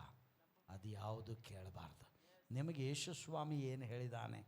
ಶೀಲೋಮ್ ನದಿಗೆ ಹೋಗಿ ನೀನು ತೊಳ್ಕೊಂಡು ಸೌಖ್ಯ ಹೊಂದು ಎಂಬುದಾಗಿ. ಇವತ್ತು ನಿನ್ನ ಜೀವಿತವನ್ನು ಸಮರ್ಪಿಸಿ ಯಾರ ಮಾತು ಕೇಳದೆ ನಿನಗೆ ಬೇಕಾದ ಅದ್ಭುತ ಏನಿದೆಯೋ ಅದನ್ನು ಯೇಸುವಿನ ಮುಂದೆ ಇಟ್ಟು, ಯೇಸು ಸ್ವಾಮಿ ನಿನ್ನ ಸಂಗಡ ಏನು ಹೇಳ್ತಾನೋ ಅದನ್ನು ಕೇಳಲಿಕ್ಕೆ ನೀನು ರೆಡಿಯಾದರೆ ನಿನ್ನ ಅದ್ಭುತವನ್ನು ತಡೆಯಲಿಕ್ಕಾಗಿ ಯಾವ ಶಕ್ತಿಗೂ ಸಾಧ್ಯವಿಲ್ಲ, ಯಾವ ಮನುಷ್ಯನಿಗೂ ಸಾಧ್ಯವಿಲ್ಲ, ಯಾವ ದುಷ್ಟಾತ್ಮ ಸೇನೆಗಳಿಗೂ ಸಾಧ್ಯವಿಲ್ಲ. ಪ್ರಿಯ ದೇವಜನರೇ, ಇವತ್ತು ನಿಮ್ಮ ಅದ್ಭುತ ನೀವು ಹೊಂದಿಕೊಂಡು ಹೋಗಬಹುದಾಗಿದೆ. ಪ್ರಿಯ ದೇವಜನರೇ, ಅವನು ಹೋಗಿ ತೊಳ್ಕೊಂಡು ಕೂಡಲೇ ಕಣ್ಣು ಬಂತು. ನೋಡಿ, ಅವನ ನಂಬಿಕೆ ಎಷ್ಟು ಮಾತ್ರ. ಅಲ್ಲಿಂದ ಹೊಳೆ ತನಕ ಅವನು ಹೋಗಿದ್ದಾನೆ, ಕಣ್ಣು ಕಾಣ್ತಾ ಇಲ್ಲ.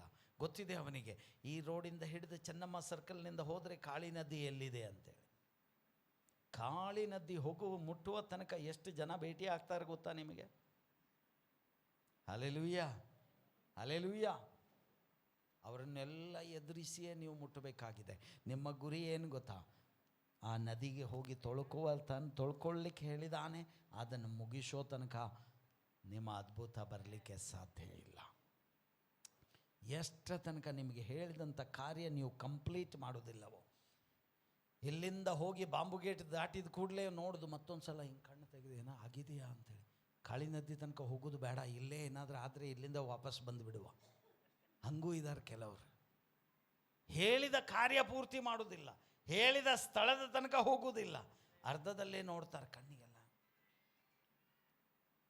ಏನಾದರೂ ಬಂದಿದೆಯಾ ಅಂತ ಇಲ್ಲ, ಮತ್ತೆ 2 ಹೆಜ್ಜೆ ಇಡ್ತಾರೆ, ಮುಂದೆ ಹೋಗ್ತಾರೆ, ಅಲ್ಲಿ ಚೌಧರಿ ಗೇಟ್ ತನಕ ಹೋಗ್ತಾರೆ, ಮತ್ತೆ ಅಲ್ಲಿ ನೋಡ್ತಾರೆ ಏನಾದರೂ ಆಗಿದೆಯಾ. ಹಲ್ಲೆಲೂಯಾ. ನಾನು ಹೇಳೋದು ಅರ್ಥ ಆಗ್ತಾ ಇದೆಯೇ ಇಲ್ಲೋ? ಯೇಸು ಸ್ವಾಮಿ ಏನು ಹೇಳ್ತಾನೋ ಅದು ಅಲ್ಲಿ ಹೋಗುವ ತನಕ ನಡಿಲಿಕ್ಕೆ ಸಾಧ್ಯ ಇಲ್ಲ. ತೊಳ್ಕೊಳ್ಳಿಕ್ಕೆ ಹೇಳಿದಾನೋ ತೊಳ್ಕೊಳ್ಳೇಬೇಕು. ತೊಳ್ಕೊಂಡ ಮೇಲೆ ಸೌಖ್ಯ ಬಂತು ಎಂಬುದಾಗಿ ನೋಡ್ತಾ ಇದ್ದೇವೆ. ಅದರ ನಂತರ ಅವನು ಏನು ಮಾಡಿದ ಗೊತ್ತಾ? ನನಗೆ ಕಂಡು ಬಂತು, ನಾನು ನೋಡ್ತಾ ಇದ್ದೇನೆ, ನನಗೆ ಕಂಡು ಬಂತು. ಎಷ್ಟು ಸಂತೋಷದೊಂದಿಗೆ, ಉಲ್ಲಾಸದೊಂದಿಗೆ ಆ ಕಾಳಿ ನದಿಯಿಂದ ಒದರ್ತಾ ಬರ್ತಾ ಇದ್ದಾನೆ. ಅವನು ಲೋಕವನ್ನೇ ಮೊದಲನೇ ಸಲ ತನ್ನ ಜೀವಿತದಲ್ಲಿ ನೋಡ್ತಾ ಇರೋದು. ಹುಟ್ಟು ಕುರುಡನಾಗಿದ್ದವನು ಮೊದಲನೇ ಸಲ ಕಣ್ಣು ಓಪನ್ ಆಗಿದೆ, ಲೋಕವನ್ನು ನೋಡ್ತಾ ಇದ್ದಾನೆ. ಎಷ್ಟು ಸುಂದರವಾದ ಲೋಕ. ಇಷ್ಟರವರೆಗೆ ಕತ್ತಲೆ ಅವಸ್ಥೆಯಲ್ಲಿದ್ದೆ, ಎಲ್ಲ ಡಾರ್ಕ್. ಅವನಿಗೆ ಬೆಳಿಗ್ಗೆನೂ ಒಂದೇ, ಮಧ್ಯಾಹ್ನ ಒಂದೇ, ಸಂಜೆನೂ ಒಂದೇ, ರಾತ್ರಿನೂ ಒಂದೇ, ಎಲ್ಲ ಒಂದೇ ಸೀಸನ್ ಇದೆ ಅವನ ಜೀವಿತದಲ್ಲಿ. ಯಾರಾದರೂ ಹೇಳಿದರೆ ಸಾಕು, ಜೋಶುವ ಹೇಳ್ತಾನೆ, ಬೆಳಗ್ಗೆ 8 ಗಂಟೆ ಆಯಿತು. 8 ಗಂಟೆ ಆಯಿತು, ಹೌದು, ನನಗೆ ಇನ್ನೂ ಕತ್ಲೇನೇ ಇದೆ. ಅವನು ಮಧ್ಯಾಹ್ನ ಜೋಶುವ ಹೇಳ್ತಾನೆ 12 ಗಂಟೆ ಆಗಿದೆ. ಅವನು ಹೇಳ್ತಾನೆ 12 ಗಂಟೆ ಆಗಿದೆ, ಮಧ್ಯಾಹ್ನದ ರಾತ್ರಿದ? ಮಧ್ಯಾಹ್ನದ, ನನಗೆ ಮಾತ್ರ ರಾತ್ರಿದೇ ಇದೆ. ಹಲ್ಲೆಲೂಯಾ. ಅವನ ಜೀವಿತವೇ ಕತ್ತಲೆಯ ಅವಸ್ಥೆಯಲ್ಲಿ ಮೊದಲನೇ ಸಲ ಕಣ್ಣು ಓಪನ್ ಆಯಿತು. ಅವನ ಎಕ್ಸೈಟ್ಮೆಂಟ್ ನೋಡಿ, ಅಲ್ಲಿಂದ ಒದರ್ತಾ ಬರ್ತಾ ಇದ್ದಾನೆ. ಜನರೆಲ್ಲರೂ ನೋಡ್ತಾ ಇದ್ದಾರೆ, ಇವನಿಗೇನಾಯ್ತಪ್ಪ ಅಂತೇಳಿ. ಅದರಲ್ಲಿ ಮುಂದೆ ನೀವು ಮನೆಗೆ ಹೋದ್ಮೇಲೆ ಓದಿ. ನನ್ನ ಸಂದೇಶ ಇಲ್ಲಿಗೆ ಮುಗಿಸ್ತಾ ಇದೆ. ಅವರೆಲ್ಲರೂ ನೋಡ್ತಾ ಇದ್ರು. ನೋಡಿದಾಗ ಏನು ಹೇಳ್ತಾ ಇದ್ದಾರೆ ಗೊತ್ತಾ? ಇದು ಆ ಗ್ರೇಸ್ ವರ್ಷಿಪ್ ಸೆಂಟರ್ನಲ್ಲಿ ಹೊರಗಡೆ ಬಾಗಿಲಿನಲ್ಲಿ ಕುಂತಂಥ ಭಿಕ್ಷುಕನಲ್ಲ ಇವನು, ಆ ಕುರುಡಾನೇ ಅಲ್ಲ, ಕೆಲವರು ಹೌದಂತಾರೆ, ಕೆಲವರು ಇಲ್ಲ ಅಂತಾರೆ, ಕೆಲವರು ಅವ್ರ ಅಣ್ಣ ಇರ್ಬೋದು, ತಮ್ಮ ಇರ್ಬೋದು, ಹೀಗೆಲ್ಲ ಅಂತ ಇದ್ದಾರೆ, ಜುಡುವ ಇರ್ಬೋದು, ಎಲ್ಲ ಕನ್ಫ್ಯೂಷನ್ ಆಗಿಬಿಟ್ಟಿದೆ. ಆದರೆ ಅವನೇನು ಹೇಳ್ತಾ ಇದ್ದಾನೆ, ನಾನೇ ಆ ಗ್ರೇಸ್ ವರ್ಷಿಪ್ ಸೆಂಟ್ರಿಗೆ ಹೋದವನು, ನಾನೇ ಆ ಸೌಖ್ಯ ಹೊಂದಿದವನು, ಜೋರಾಗಿ ಹೇಳ್ತಾ ಇದ್ದಾನೆ. ನಾನು ಸೌಖ್ಯ ಹೊಂದಿದವನು, ನಾನೇ ಆ ಕುರುಡ. ನೀವೇನು ಹೇಳ್ತಾ ಇದ್ದೀರೋ ನಾನೇ. ಇವತ್ತು ಎಷ್ಟೋ ಜನ ಸೌಖ್ಯ ಹೊಂದಿದವರು ನಾನೇ ಅಂತ ಹೇಳಲಿಕ್ಕೆ ಹೆದರ್ತಾ ಇದ್ದಾರೆ. ಚರ್ಚಿಗೆ ಹೋಗಿ ಸೌಖ್ಯ ಹೊಂದಿದೆ ಅಂತ ಹೇಳಿದರೆ ಎಲ್ಲಿ ಪೊಲೀಸ್ ಕೇಸ್ ಆಗ್ತದೋ ಅಂತ ಹೆದರ್ತಾ ಇದ್ದಾರೆ. ರೋಗದಲ್ಲಿ ಇದ್ದಾಗ ಒಬ್ಬ ಮನುಷ್ಯ ಬಂದು ನೋಡುವುದಿಲ್ಲ, ಆದರೆ ಸೌಖ್ಯವಾದಾಗ ಎಷ್ಟೋ ಜನರು ಬಂದು ಕೇಳ್ತಾರೆ, ಎಲ್ಲಿ ಸೌಖ್ಯ ಹೊಂದಿದೆ ಅಂತ. ಚರ್ಚ್ ಅಂದುಕೊಳ್ಳೆ ಅವರಂತಾರೆ, ಎಷ್ಟು ದುಡ್ಡು ಕೊಟ್ಟು ಸೌಖ್ಯ ಮಾಡಿದರು? 5 ಲಕ್ಷ ಕೊಟ್ಟಾರಂತ ಕೇಳೇನೆ. 5 ಲಕ್ಷ ಕೊಟ್ಟು ಕೂಡಲೇ ನೀ ಸೌಖ್ಯ ಆಗಿಬಿಟ್ಟು. ಹಾಗೆ ಯಾರಾದರೂ ಇದ್ದೀರಿಪ್ಪ ಇಲ್ಲಿ? ಇದ್ದವ್ರನ್ನ ಸ್ವಲ್ಪ ಕೈ ಎಬ್ಬಿಸ್ರಿ. ಹಲೋ, ಯಾರೂ ಇಲ್ಲ. ತಪ್ಪಾಗಿ ತಿಳ್ಕೊಳ್ತಾರೆ. ಸೌಖ್ಯ ಪಾಸ್ಟರ್ ಸಂಜೋಯ್ ಕೊಡೋದಲ್ಲ, ಇದು ಪಾಸ್ಟರ್ ಶೆಲ್ಜಿ ಕೊಡೋದಲ್ಲ, ಇದು ಸೌಖ್ಯ ಇಲ್ಲಿರುವಂಥ ಪಾಸ್ಟರ್ಸ್ ಕೊಡೋದಲ್ಲ. ಇದು ಈ ಸೌಖ್ಯ ಯಾರು ಕೊಡ್ತಾ ಇದ್ದಾರೆ? ಯೇಸು ಸ್ವಾಮಿ ಕೊಡ್ತಾ ಇದ್ದಾನೆ. ಹಲ್ಲೆಲೂಯಾ. ನಿನ್ನ ನಂಬಿಕೆ ನಿನಗೆ ಸೌಖ್ಯ ಪಡಿಸುವಂಥದ್ದಾಗಿದೆ. ಆ ವ್ಯಕ್ತಿಗೆ ಹೇಳಿದ ಪ್ರಕಾರ ಅವನು ನಂಬಿಕೆಯೊಂದಿಗೆ ಯಾರು ಏನು ಹೇಳಿದರೂ ಕೇಳಲಿಲ್ಲ. ಅವನು ಸೀದಾ ಆ ಮಣ್ಣನ್ನು ಹಚ್ಚಿಕೊಂಡು, ಆ ಉಗುಳಿನ ಲೇಪವನ್ನು ಹಚ್ಚಿಕೊಂಡು ನೇರವಾಗಿ ಆ ಕತ್ತಲೆಯ ಅವಸ್ಥೆಯಲ್ಲಿ ಎಷ್ಟೇ ಟೈಮ್ ಆಗಲಿ ಪರವಾಗಿಲ್ಲ, ನಾನು ಈಗ ದಾಂಡೇಲಿಯ ಕಾಳಿ ನದಿ ಒಳಗೆ ಹೋಗಿ ನನ್ನ ಕಣ್ಣುಗಳನ್ನು ತೊಳ್ಕೊಳ್ತೇನೆ. ಯಾಕಂತ ಹೇಳಿದರೆ ಯೇಸು ಸ್ವಾಮಿ ಹೇಳಿ ಕಳಿಸಿದ್ದಾನೆ, ಹೋಗಿ ನಿನ್ನ ಕಣ್ಣನ್ನು ತೊಳ್ಕೋ ಎಂಬಂಥ ನಂಬಿಕೆಯ ಮಾತಿನ ಮೇರೆಗೆ ಅವನು ನದಿಗೆ ಹೋದದ್ರಿಂದ ಅವನ ನಂಬಿಕೆಯೇ ಅವನಿಗೆ ಸೌಖ್ಯಪಡಿಸಿತು. ಹಲ್ಲೆಲೂಯಾ. ನಿಮ್ಮ ನಂಬಿಕೆ ನಿಮ್ಮನ್ನು ಸೌಖ್ಯಪಡಿಸ್ತದೆ, ನನ್ನ ಪ್ರಾರ್ಥನೆ ಅಲ್ಲ. ಹಲ್ಲೆಲೂಯಾ. ಇವತ್ತು ನೀವು ಬಂದಿರೋದಾದರೆ ಯೇಸು ಸ್ವಾಮಿ ಸೌಖ್ಯ ಕೊಡುವವನು, ನಾನಲ್ಲ. ಅಲ್ಲಿ ಒಬ್ಬ ಸ್ಮಾರ್ಟ್ ಪಾಸ್ಟರ್ ಇದ್ದಾರೆ, ಅವ್ರ ಹತ್ರ ಹೋದರೆ ಸೌಖ್ಯ ಆಗ್ತದಂದರೆ ತಪ್ಪಾದ ಸ್ಥಳದಲ್ಲಿ ಬಂದಿದ್ದಾರೆ. ನಾನು ಸ್ಮಾರ್ಟ್ ಇದ್ದೇನೆ, ಏನು ತೊಂದರೆ ಇಲ್ಲ. ಹಲ್ಲೆಲೂಯಾ. ನನ್ನ ಸ್ಮಾರ್ಟ್ನೆಸ್ ನಿಮಗೆ ಸೌಖ್ಯ ಕೊಡೋದಿಲ್ಲ, ನನ್ನ ಪರ್ಸನಾಲಿಟಿ ನಿಮಗೆ ಸೌಖ್ಯ ಕೊಡೋದಿಲ್ಲ. ಆದರೆ ಯೇಸು ಸ್ವಾಮಿ ಸೌಖ್ಯ ಕೊಡಲಿಕ್ಕೆ ಶಕ್ತನಾಗಿದ್ದಾನೆ. ಈ ವಾಕ್ಯ ನಿಮಗೆ ಸೌಖ್ಯ ಕೊಡುವಂಥದ್ದಾಗಿದೆ, ನಾನಲ್ಲ. ಈ ವಾಕ್ಯ ನಿಮಗೆ ಬಿಡುಗಡೆ ಕೊಡುವಂಥದ್ದಾಗಿದೆ. ಈ ವಾಕ್ಯ ನಿಮ್ಮನ್ನು ಆಶೀರ್ವದಿಸುವಂಥದ್ದಾಗಿದೆ. ದೇವರು ನನ್ನನ್ನು ಒಂದು ಮುಖಾಂತರವಾಗಿ ಉಪಯೋಗಿಸ್ತಾ ಇದ್ದಾನೆ ಅಷ್ಟೇ, ಈ ವಾಕ್ಯ ಹೇಳಲಿಕ್ಕಾಗಿ. ಅದರ ವಾಕ್ಯ ನಿಮ್ಮನ್ನು ಸ್ವಚ್ಛಪಡಿಸ್ತದೆ, ಶುದ್ಧೀಕರಿಸ್ತದೆ, ಪಾಪಗಳನ್ನು ತೊಳೆಯುತ್ತದೆ, ನಿಮ್ಮನ್ನು ಸೌಖ್ಯಪಡಿಸುವಂಥದ್ದು. That is the beauty of Jesus. ಪ್ರಿಯ ದೇವ ಜನರೇ, ಅವನಲ್ಲಿಂದ ಹೇಳಲಿಕ್ಕೆ ಪ್ರಾರಂಭ ಮಾಡಿದ, ನನಗೆ ಸೌಖ್ಯ ಬಂತು. ಇಮಿಡಿಯೇಟ್ ಆಗಿ ಅವನಿಗೆ ಅಬ್ಜೆಕ್ಷನೂ ಕೂಡ ಬಂತು. ಎಲ್ಲಿ ಸೌಖ್ಯ ಹೊಂದಿದೀಪಾ? Grace worship centre. Grace worship ಸೆಂಟರ್ನಿಂದ. ಇಲ್ಲಿ ವಾಕ್ಯನ ಕಂಪೇರ್ ಮಾಡಿ ಹೇಳ್ತಾ ಇದ್ದೇನೆ ಅಷ್ಟೇ, ಅಲ್ಲಿ ಬರೆದಿಲ್ಲ. ಅಲ್ಲಿ ಎಲ್ಲಿ ಬರೆದಿದೆ ಪಾಸ್ಟ್ರೇ ಬಂದು ಆಮೇಲೆ ಕೇಳಬೇಡ್ರಿ, ಗ್ರೇಸ್ ವರ್ಷಿಪ್ ಸೆಂಟರ್ ಅಂತ ಅಲ್ಲಿ ಎಲ್ಲಿ ಬರೆದಿದೆ ಅಂತ. ಅಲ್ಲಿ ಆಲಯ ಅಂತ ಬರೆದಿದೆ, ಸಿನಗೋಗ್ ಅಂತಿದೆ, ದೇವಾಲಯ ಅಂತಿದೆ. ಅವನನ್ನೇನು ಮಾಡಿದ್ರು ಗೊತ್ತಾ? ಅವನು ಹೋಗ್ತಾ ಇದ್ದಂಥ ದೇವಾಲಯದಿಂದ ಹೊರಗೆ ಹಾಕಿಬಿಟ್ರು. ನಿನಗೆ ಗ್ರೇಸ್ ವರ್ಷಿಪಿಂದ ಸೌಖ್ಯ ಆಯಿತು, ಯೇಸುವಿನಿಂದ ಸೌಖ್ಯ ಆಯಿತು, ನೀನು ನಮ್ಮ ಆಲಯದಿಂದ ಔಟ್, ಹೊರಗೆ ಹಾಕಿಬಿಟ್ರು ಅವನಿಗೆ. ಲೆಕ್ಕ ಹಾಕಿ ಎಷ್ಟು ದುಃಖ ಆಗಿರ್ಬೋದು ಅವನಿಗೆ, ಎಷ್ಟು ದುಃಖ ಆಗಿರ್ಬೋದು. ನಾನು ಹುಟ್ಟಿದಾಗಿಂದ ಕುರುಡನಾಗಿ ಹುಟ್ಟಿದೆ. ಈ ದೇವಾಲಯದವರು ನನಗೆ ಒಂದು ದಿವಸ ಕೂಡ ಕಣ್ಣು ಬರುವಂತೆ ಪ್ರಾರ್ಥನೆ ಮಾಡಲಿಲ್ಲ, ಕಣ್ಣು ಬರುವಂತೆ ಯಾವ ಸಹಾಯನೂ ಮಾಡಲಿಲ್ಲ. ಆದರೆ ಇವತ್ತು ನನಗೆ ಕಣ್ಣು ಬಂದಿದೆ. ಕಣ್ಣು ಬಂದಾಗ ಇವರು ನನ್ನನ್ನು ಹೊರಗೆ ಹಾಕ್ತಾ ಇದ್ದಾರೆ. ಆಗಿನ ಕಾಲದಲ್ಲಿ ಕೈ ಮುರಿದವರು, ಕಾಲು ಮುರಿದವರು, ಕುಂಟರು, ಕಿವಿಡರು, ಕಣ್ಣಿಲ್ಲದವರು ಯಾರಿಗೂ ದೇವಾಲಯಕ್ಕೆ ಹೋಗಲಿಕ್ಕೆ ವ್ಯವಸ್ಥೆ ಇರಲಿಲ್ಲ. ಅಂಗವಿಕಲರಿಗೆ ದೇವಾಲಯದ ಒಳಗೆ ಕಾಲಿಡಲಿಕ್ಕೆ ವ್ಯವಸ್ಥೆ ಇಲ್ಲ.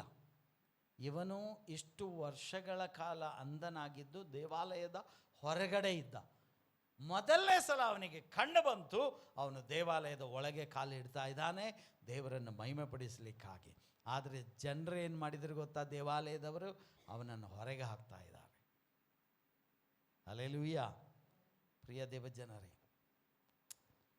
ಆತ್ಮಿಕ ಸಭೆಗಳಲ್ಲಿ ಹೋಗಿ ಹೊಂದುವಾಗ, ಅನುಗ್ರಹ ಹೊಂದುವಾಗ, ಕೆಲವು ಸಭೆಗಳು ನಮ್ಮ ಪ್ರತಿ ಹೊಟ್ಟೆ ಕಿಚ್ಚಿ ಪಡ್ತದೆ. ಅದಕ್ಕೆ ಟೆನ್ಷನ್ ಆಗಬೇಕಾದದ್ದಿಲ್ಲ. ಅಲ್ಲಿ ವಾಕ್ಯ ಏನು ಹೇಳ್ತಾ ಇದೆ ಗೊತ್ತಾ? 35ನೇ ವಾಕ್ಯದಿಂದ ಓದಿ, 9ನೇ ಅಧ್ಯಾಯ 35ರಿಂದ.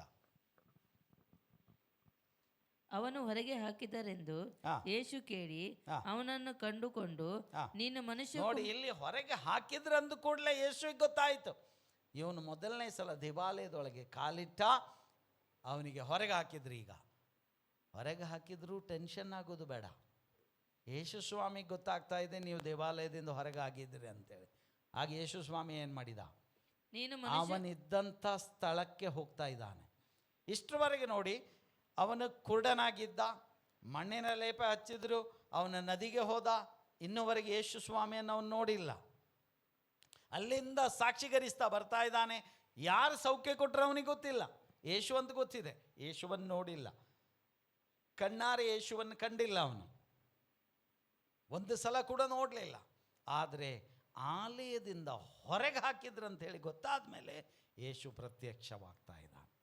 ಅದಕ್ಕೆ ಟೆನ್ಷನ್ ಆಗಬೇಡ್ರಿ. ಆಲಯದಿಂದ ಹೊರಗೆ ಹೋದರೆ ಯೇಸು ನಿಮ್ಮ ಬದಿಗಿದ್ದಾನೆ. ಯೇಸು ನಿಮ್ಮ ಬದಿಯಲ್ಲಿ ಬಂದು ನಿಲ್ತಾನೆ. ಇವತ್ತು ಆಲಯ ಅಲ್ಲ ನಮ್ಮನ್ನು ಸ್ವರ್ಗಕ್ಕೆ ತೆಗೆದುಕೊಂಡು ಹೋಗೋದು, ಯೇಸು ಸ್ವಾಮಿಯಾಗಿದ್ದಾನೆ ನಮ್ಮನ್ನು ಸ್ವರ್ಗಕ್ಕೆ ತೆಗೆದುಕೊಂಡು ಹೋಗುವವನು. ಹಲ್ಲೆಲೂಯಾ. ಅಲ್ಲಿ ಇಮ್ಮಿಡಿಯೇಟ್ ಆಗಿ ಅವನಿಗೆ ಹೊರಗೆ ಹಾಕಿದ್ದ ಎಂಬುದಾಗಿ ಕೇಳಿದ ಕೂಡಲೇ ಯೇಸು ಸ್ವಾಮಿ ನೋಡಿ ಅಲ್ಲಿ ಬಂದು ಒಂದು ಪ್ರಶ್ನೆ ಕೇಳ್ತಾ ಇದ್ದಾನೆ ಅವನ ಹತ್ರ. ಏನೆಂಬುದಾಗಿ ಓದಿ. ನೀನು ಮನುಷ್ಯಕುಮಾರನನ್ನು ನಂಬುತ್ತೀಯೋ ಎಂದು ಕೇಳಿದನು. ಅದಕ್ಕೆ ಅವನು, ಆತನು ಯಾರು ಸ್ವಾಮಿ, ತಿಳಿಸಿದರೆ ಆತನನ್ನು ನಂಬುತ್ತೇನೆ ಅಂದಾಗ, ಯೇಸು, ನೀನು ಅವನನ್ನು ಕಂಡಿದ್ದಿ, ನಿನ್ನ ಸಂಗಡ ಮಾತಾಡುತ್ತಿರುವ ನಾನೇ ಅವನು ಅಂದನು. ಅವನು, ನಂಬುತ್ತೇನೆ ಸ್ವಾಮಿ ಎಂದು ಹೇಳಿ ಆತನಿಗೆ ಅಡ್ಡ ಬಿದ್ದನು. ಸಾಕು. ದೇವರ ನಾಮಕ್ಕೆ ಸ್ತೋತ್ರವಾಗಲಿ. ಬಾಕಿ ನೀವು ಹೋಗಿ ಮನೆಗೆ ಓದ್ರಿ. ಇಲ್ಲಿ ನಾನು ಹೇಳಬೇಕಾದಂಥ ಕಾರ್ಯಗಳನ್ನು ಹೇಳಿ ಮುಗಿಸ್ತಾ ಇದ್ದೇನೆ. ಇಲ್ಲಿ ಯೇಸು ಸ್ವಾಮಿ ಕೇಳ್ತಾ ಇದ್ದಾನೆ, ನೀನು ಮನುಷ್ಯ ಕುಮಾರನನ್ನು ನಂಬುತ್ತೀಯ ಎಂಬುದಾಗಿ. ಈಗ ನೋಡಿ, ಎಂಥ ದೊಡ್ಡ ಪ್ರಶ್ನೆ. ಇನ್ನುವರೆಗೆ ಯೇಸು ತನ್ನನ್ನು ತಾನು ಬಯಲು ಮಾಡಲಿಲ್ಲ, ಅದ್ಭುತ ಮಾಡಿದ್ದಾನೆ, ನಾನೇ ಅಂತೂ ಕೂಡ ಹೇಳಲಿಲ್ಲ. ಫಸ್ಟ್ ಪ್ರಶ್ನೆ ಕೇಳ್ತಾ ಇರೋದು ನಂಬಿಕೆಯ ಬಗ್ಗೆ. ನಿನಗೆ ಈಗ ಕಣ್ಣು ಬಂದಿದೆ, ನೀನೀಗ ಕಾಣ್ತಾ ಇದೀಯಾ, ನೀನು ನಂಬ್ತಾ ಇದೀಯಾ ಎಂಬುದಾಗಿ. ಯೇಸು ಸ್ವಾಮಿ ರಕ್ಷಣೆ ನಮಗೆ ಕೊಡ್ತಾನೆ, ನಂಬಬೇಕಾದಂಥ ಕಾರ್ಯ ನಮ್ಮದಾಗಿದೆ. ಯೇಸು ಸ್ವಾಮಿ ನಿಮ್ಮ ಹತ್ರನೇ ಕೇಳ್ತಾನೆ, ನಿನಗೆ ನಂಬಿಕೆ ಇದೆಯಾ ಎಂಬುದಾಗಿ. ಇಲ್ಲಿ ಕೇಳಿದ ಕೂಡಲೇ ಆತನು ಯಾರು ಎಂಬುದಾಗಿ ಕೇಳಿದಾಗ ಅದನ್ನು ನಾನೇ ಎಂಬುದಾಗಿ ಹೇಳ್ತಾ ಇದ್ದಾನೆ. ನಾನೇ ಎಂಬುದಾಗಿ ಹೇಳಿದ ತಕ್ಷಣ ಅವನಿಗೆ ಗೊತ್ತಾಯಿತು, ಇದು ಯೇಸು ಸ್ವಾಮಿಯಾಗಿದ್ದಾನೆ, ಈತನೇ ನನಗೆ ಅದ್ಭುತವನ್ನು ಮಾಡಿದವನು. ಇಮ್ಮಿಡಿಯೇಟ್ ಆಗಿ ಅವನು ಯೇಸುವಿನ ಮುಂದೆ ಅಡ್ಡ ಬೀಳ್ತಾ ಇದ್ದಾನೆ. ಹಲ್ಲೆಲೂಯಾ. ಯೇಸುವಿನ ಮುಂದೆ ತನ್ನ ಜೀವಿತವನ್ನೇ ಸಮರ್ಪಿಸ್ತಾ ಇದ್ದಾನೆ. ನನಗೀಗ ಆಲೆಯ ಟೆನ್ಷನ್ ಅಲ್ಲ, ಫರಿಸಾಯರ ಟೆನ್ಷನ್ ಅಲ್ಲ, ನನಗೆ ಶಾಸ್ತ್ರಿಗಳು ಟೆನ್ಷನ್ ಅಲ್ಲ.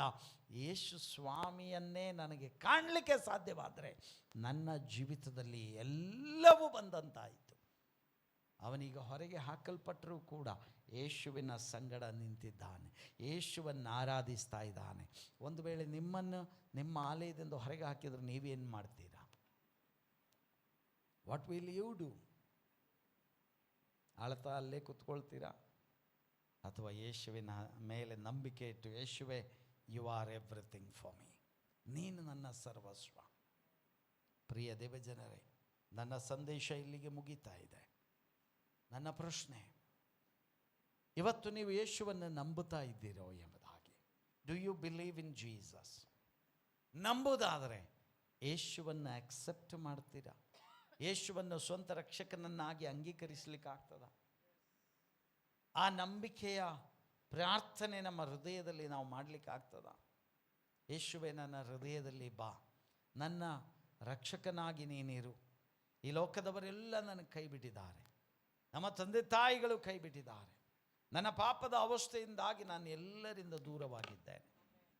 ಇವತ್ತಿಗೂ ಮರಳಿ ಬರಲಿಕ್ಕೆ ಸಾಧ್ಯವಾಗ್ತದೆ, ಯೇಸುವಿನ ಮೇಲೆ ನಂಬಿಕೆ ಇಡಲಿಕ್ಕೆ ಸಾಧ್ಯವಾಗ್ತದೆ. ಯೇಸುವನ್ನು ಸ್ವಂತ ರಕ್ಷಕನನ್ನಾಗಿ, ನನ್ನ ಕರ್ತನನ್ನಾಗಿ, ನನ್ನ ಒಡೆಯನನ್ನಾಗಿ ನಾನು ಸ್ವೀಕರಿಸಲಿಕ್ಕೆ ಸಾಧ್ಯವಾಗ್ತದೆ. ಅದು ಮಾಡಿದ ಮೇಲೆ ಯೇಸುವನ್ನು ಅಡ್ಡ ಬಿದ್ದು ಆರಾಧಿಸ್ಲಿಕ್ಕಾಗ್ತದ? ಈ ಕಾರ್ಯಗಳು ಮಾಡಲಿಕ್ಕಾಗೋದಾದರೆ ಗಾಡ್ ಕ್ಯಾನ್ ಹೀಲ್ ಯು. ದೇವರು ನಿಮಗೆ ಸೌಖ್ಯ ಕೊಡಲಿಕ್ಕೆ ಸಾಧ್ಯವಾಗ್ತದೆ.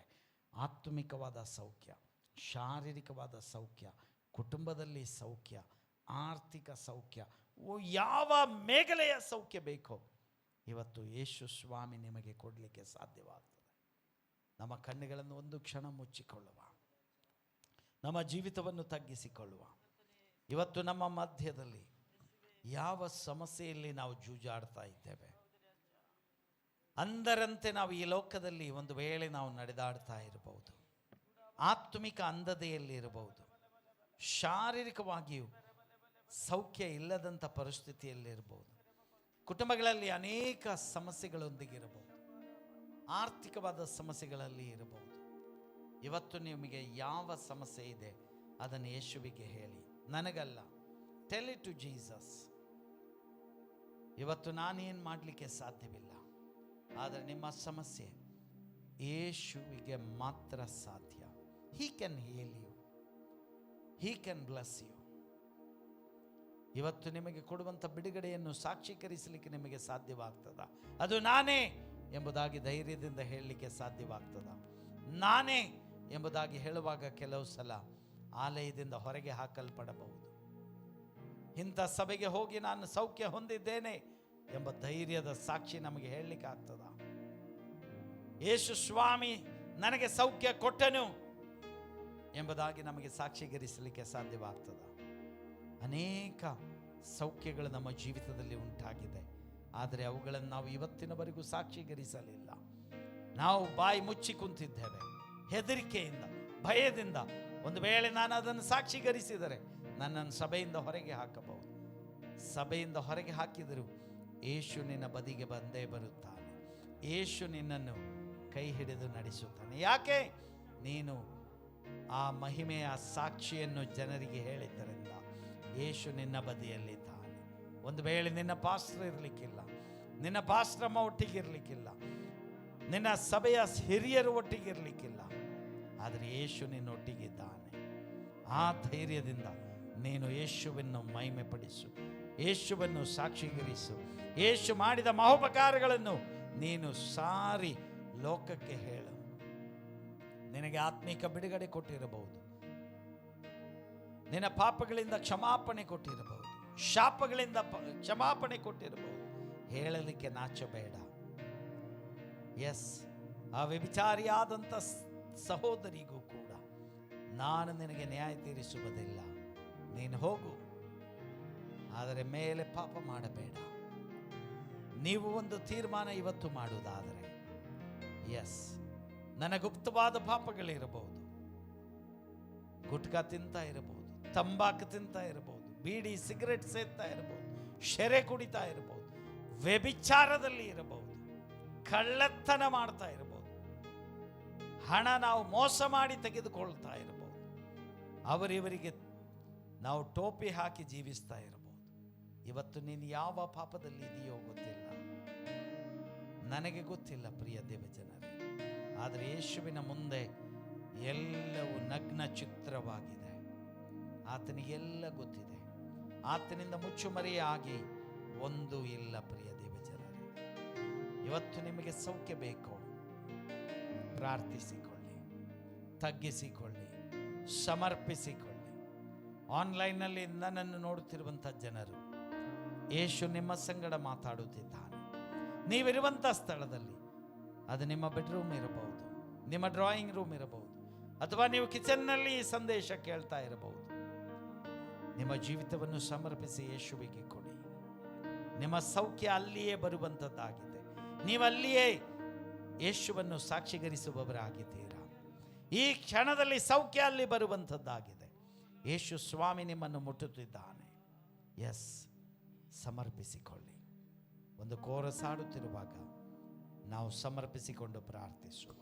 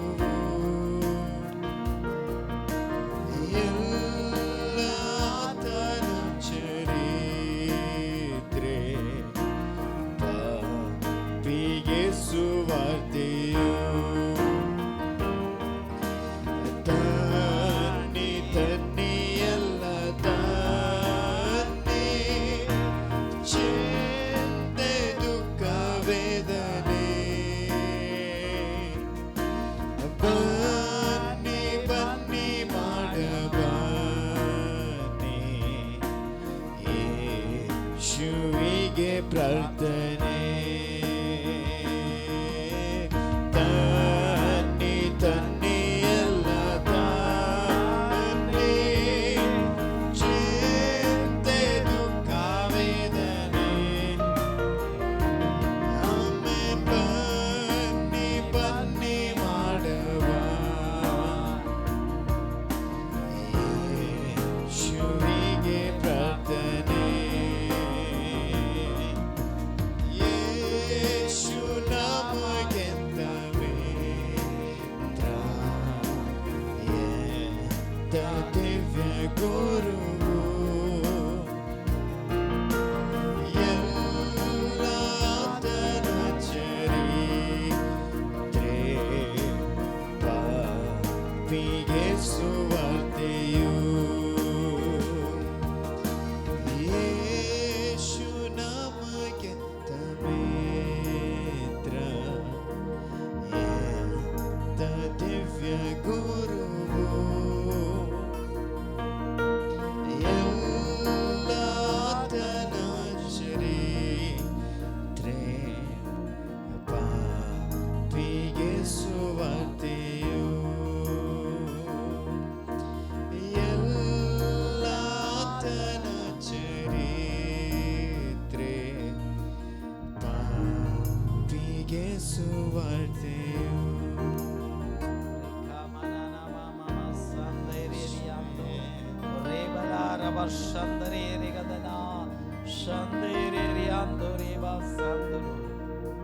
ಸ್ವರ್ಗೀಯ ನಮ್ಮ ಒಳ್ಳೆ ತಂದೆಯಾದ ದೇವರೇ, ಈ ಶಾಂತ ಬೆಳಗಿನ ಸಮಯದಲ್ಲಿ ಈ ಉಪವಾಸ ಪ್ರಾರ್ಥನೆಯ ಕೂಟದಲ್ಲಿ ವಾಕ್ಯದ ಮೂಲಕವಾಗಿ ನಮ್ಮ ಸಂಗಡ ಮಾತಾಡಿದೆಯಪ್ಪ. ಇವತ್ತು ನಿನ್ನ ಸೌಖ್ಯದ ಗಾಯವಾದ ಹಸ್ತವನ್ನು ನಮಗಾಗಿ ನೀನು ಚಾಚಿರುವುದಕ್ಕಾಗಿ ವಂದನೆ, ಕೃತಜ್ಞತೆ. ನಮಗಿವತ್ತು ಆತ್ಮೀಕ ಸೌಖ್ಯ ಬೇಕು, ಶಾಪದಿಂದ ಪಾಪದಿಂದ ಬಿಡುಗಡೆ ಬೇಕು. ನಮ್ಮ ಆತ್ಮಗಳಿಗೆ ಇವತ್ತು ಸೌಖ್ಯ ಬೇಕು ಕರ್ತನೆ. ರಾಜ, ಅನೇಕ ಸಲ ನಾವು ಬಿದ್ದು ಹೋಗಿದ್ದೇವೆ. ಅನೇಕರು ನೀನಿಲ್ಲದೆ ಜೀವಿಸ್ತಾ ಇದ್ದಾರೆ. ಅನೇಕರು ಮತ್ತೆ ಆ ಪಾಪಕ್ಕೆ ಮರಳಿ ಹೋದವರಿದ್ದಾರೆ. ಇವತ್ತು ಅವರು ಮರಳಿ ನಿನ್ನ ಪ್ರೀತಿಯಲ್ಲಿ ತಿರುಗಿ ಬಂದಿದ್ದಾರೆ. ನೀನು ಮತ್ತೆ ಅವರನ್ನು ಆ ಮಗನಾಗಿ ಕಳೆದು ಹೋದವನನ್ನು ಸ್ವೀಕರಿಸಿದ ಹಾಗೆ ಅವನಿಗೆ ಉಂಗುರವನ್ನು ಕೊಟ್ಟು ಒಳ್ಳೆ ಬಟ್ಟೆ ನಿಲುವಂಗಿಯನ್ನು ಹಾಕಿ ಕಾಲಿಗೆ ಮೇಟುಗಳನ್ನು ಹಾಕಿ ಒಳ್ಳೆ ಹಬ್ಬದ ವಾತಾವರಣವನ್ನೇ ಮಾಡಿದ ಹಾಗೆ ನಿನ್ನ ಮಕ್ಕಳನ್ನು ನೀನು ಅನುಗ್ರಹಿಸು. ಇವತ್ತು ಅವರು ಬಂದಿರುವುದು ನಿನ್ನ ನಾಮದ ಮಹಿಮೆ ಕಾಣಲಿಕ್ಕಾಗಿ. ಅವರ ಜೀವಿತದಲ್ಲಿ ಉಂಟಾಗಿರುವಂತಹ ಸಮಸ್ಯೆಗಳು ಅವರ ಪಾಪದಿಂದಲ್ಲ, ಅವರ ತಂದೆ ತಾಯಿಗಳ ಶಾಪದಿಂದಲ್ಲ. ಇವತ್ತು ಅವರಿಗಾಗಿ ನೀನೊಂದು ಅದ್ಭುತವನ್ನು ಮಾಡಲಿಕ್ಕಾಗಿ, ದೇವರ ಕ್ರಿಯೆ ಅವರ ಜೀವಿತದಲ್ಲಿ ಕಂಡು ಬರುವುದಕ್ಕಾಗಿ ಆ ಸ್ಥಿತಿಯಲ್ಲಿ ಇವತ್ತು ಅವರು ಗ್ರೇಸ್ ವರ್ಷಿಪ್ ಸೆಂಟರ್ನ ಸಭೆಯಲ್ಲಿ ಬಂದಿದ್ದಾರೆ. ಇವತ್ತು ಅವರ ಸೌಖ್ಯದ ದಿನವಾಗಿದೆ. ಇವತ್ತು ಅವರ ಬಿಡುಗಡೆಯ ದಿನವಾಗಿದೆ. ಇವತ್ತು ಅವರು ನಿನ್ನನ್ನು ಹೊಂದಿಕೊಂಡು ಇಲ್ಲಿಂದ ಹೋಗುವಂತಾಗಬೇಕು. ಹೌದು ಕರ್ತನೆ, ಇವತ್ತು ನಂಬಿಕೆಯಿಂದ ಅವರು ಹೋಗುತ್ತಿದ್ದಾರೆ. ಇವತ್ತು ನೀನು ಸೌಖ್ಯದ ಹಸ್ತ ಆ ಕುರುಡನ ಮೇಲೆ ಚಾಚಿದ ಹಾಗೆ ನೀನವರಿಗೆ ಚಾಚಿದ್ದೀಯ. ಶೀಲೋಮ್ ನದಿಯಲ್ಲಿ ನೀನು ಹೋಗಿ ತೊಳೆದುಕೋ ಎಂಬುದಾಗಿ ಹೇಳಿದಾಗ ಅವರು ನಂಬಿಕೆಯಿಂದ ಇಲ್ಲಿಂದ ಮರಳಿ ಹೋಗುತ್ತಿದ್ದಾರೆ. ಆ ಅದ್ಭುತವನ್ನು ಹೊಂದಿಕೊಂಡು ಹೋಗುತ್ತಿದ್ದಾರೆ. ಯಾರೇ ವಿರುದ್ಧವಾಗಿ ಬಂದು ಮಾತಾಡಿದರು ಅಪನಂಬಿಕೆಯನ್ನು ತೆಗೆದುಹಾಕು. ಅದ್ಭುತ ಹೊಂದುವ ತನಕ ಅವರು ನಿನ್ನಲ್ಲಿ ನಂಬಿಗಸ್ತರಾಗಿ ನಿಲ್ಲುವಂತೆ ಸಹಾಯ ಮಾಡಿ. ಆನ್ಲೈನ್ನಲ್ಲಿಯೂ ಕೂಡ ನೋಡುತ್ತಿರುವವರಿಗಾಗಿ ನಾನು ಪ್ರಾರ್ಥಿಸುತ್ತಿದ್ದೇನೆ. ರೋಗದ ಅವಸ್ಥೆಗಳು ಯೇಸುವಿನ ನಾಮದಲ್ಲಿ ಸೌಖ್ಯ ಕಲ್ಪಿಸುತ್ತಿದ್ದೇನೆ. ಅವರಿರುವಂಥ ಸ್ಥಳದಲ್ಲಿ ಯಾವುದೇ ರೋಗದ ಅವಸ್ಥೆ ಇರಬಹುದು, BP ಇರಲಿ, ಶುಗರ್ ಇರಲಿ, ಕಿಡ್ನಿ ಪ್ರಾಬ್ಲಮ್ಸ್ ಇರಲಿ, ಹಾರ್ಟಿನ ಪ್ರಾಬ್ಲಮ್ಸ್ ಇರಲಿ, ಯಾವುದೇ ರೋಗದ ಕಿಡ್ನಿ ಅವಸ್ಥೆಗಳು, ಡಯಾಲಿಸಿನ ಪ್ರಾಬ್ಲಮ್ ಇರಬಹುದು, ಯೇಸುವಿನ ನಾಮದಲ್ಲಿ ಸೌಖ್ಯ ಕಲ್ಪಿಸುತ್ತಿದ್ದೇವೆ. ರೀಕಲ್ ಕಮನ ಹಂದರ ರಿಗದಲ ಚಂದ್ರದೇ ರಿಗದಲ ಸಂದರ. ಈ ಸಮಯದಲ್ಲಿ ಅಲ್ಲಿ ಸೌಖ್ಯವನ್ನು ನೀನು ಹೊಂದಿಕೋ, ಬಿಡುಗಡೆಯನ್ನು ಹೊಂದಿಕೋ. ಯೇಸು ಸ್ವಾಮಿಯನ್ನು ನೀನು ಇವತ್ತಿನ ಮೇಲೆ ವರ್ಣಿಸುವಂತಾಗಬೇಕು, ಸಾಕ್ಷಿಗರಿಸುವಂತಾಗಬೇಕು, ಆತನ ನಾಮ ಮಹಿಮೆ ಪಡಿಸುವಂತಾಗಬೇಕು, ಆತನ ಮುಂದೆ ಅಡ್ಡ ಬಿದ್ದು ಆತನನ್ನು ಆರಾಧಿಸುವಂತಾಗಬೇಕು. ನಿನ್ನ ಜೀವಿತವನ್ನೇ ಯೇಸುವಿಗಾಗಿ ಸಮರ್ಪಿಸಿಕೊಳ್ಳು. ದೇವರು ನಿನ್ನನ್ನು ಅನುಗ್ರಹಿಸುತ್ತಾ ಕೇಳಿದ ವಾಕ್ಯ ನಮ್ಮ ಜೀವಿತದಲ್ಲಿ ಅನುಗ್ರಹವಾಗಲಿ ಕರ್ತನೇ. ನಿನ್ನ ಕೈಗಳಲ್ಲಿ ಎಲ್ಲ ಕಾರ್ಯಗಳನ್ನು ತಗ್ಗಿಸಿಕೊಳ್ಳು. ನಿನಗೆ ಮಾತ್ರ ಮಹಿಮೆ ಸಲ್ಲಿಸು. ಮುಂದಿನ ಎಲ್ಲ ಭಾಗಗಳನ್ನು ಮಧ್ಯಸ್ಥಿಕೆಯನ್ನು ನಿನ್ನ ಕೈಗಳಲ್ಲಿ ತಗ್ಗಿಸಿಕೊಳ್ಳುತ್ತಾ ನೀನು ಅದ್ಭುತಗಳನ್ನು ಮಾಡಿದೀಯ, ಮಹತ್ ಕಾರ್ಯಗಳನ್ನು ಮಾಡಿದೀಯ. ಅದು ನಿನ್ನ ನಾಮದ ಮಹಿಮೆಗಾಗಿ, ದೇವರ ಕ್ರಿಯೆ ಅವರ ಜೀವಿತದಲ್ಲಿ ಕಂಡು ಬರುವಂತೆ ನೀನು ಮಾಡಿದೀಯ. ಅದಕ್ಕಾಗಿ ವಂದನೆ ಸಲ್ಲಿಸು, ಕೃತಜ್ಞತೆ ಸಲ್ಲಿಸು. ಯೇಸುವಿನ ನಾಮದಲ್ಲಿ ಬೇಡಿ ಹೊಂದಿದ್ದೇವೆ ಪ್ರಿಯ ತಂದೆ, ಆಮೆನ್. Hallelujah, hallelujah, hallelujah. ಒಂದು ಜೋರಾದ ಚಪ್ಪಾಳೆಯನ್ನು ತಟ್ಟಿ ದೇವರ ನಾಮವನ್ನು ಮಹಿಮೆ ಪಡಿಸುವ. Thank you Jesus. ಅದ್ಭುತವನ್ನು ಹೊಂದಿಕೊಂಡಿದ್ದೀರಾ? ನಂಬಿಕೆ ಇದೆಯಾ? ಎಸ್. ದೇವರು ನಿಮ್ಮೆಲ್ಲರನ್ನು ಧಾರಾಳವಾಗಿ ಅನುಗ್ರಹಿಸಲಿ, ಆಶೀರ್ವದಿಸಲಿ.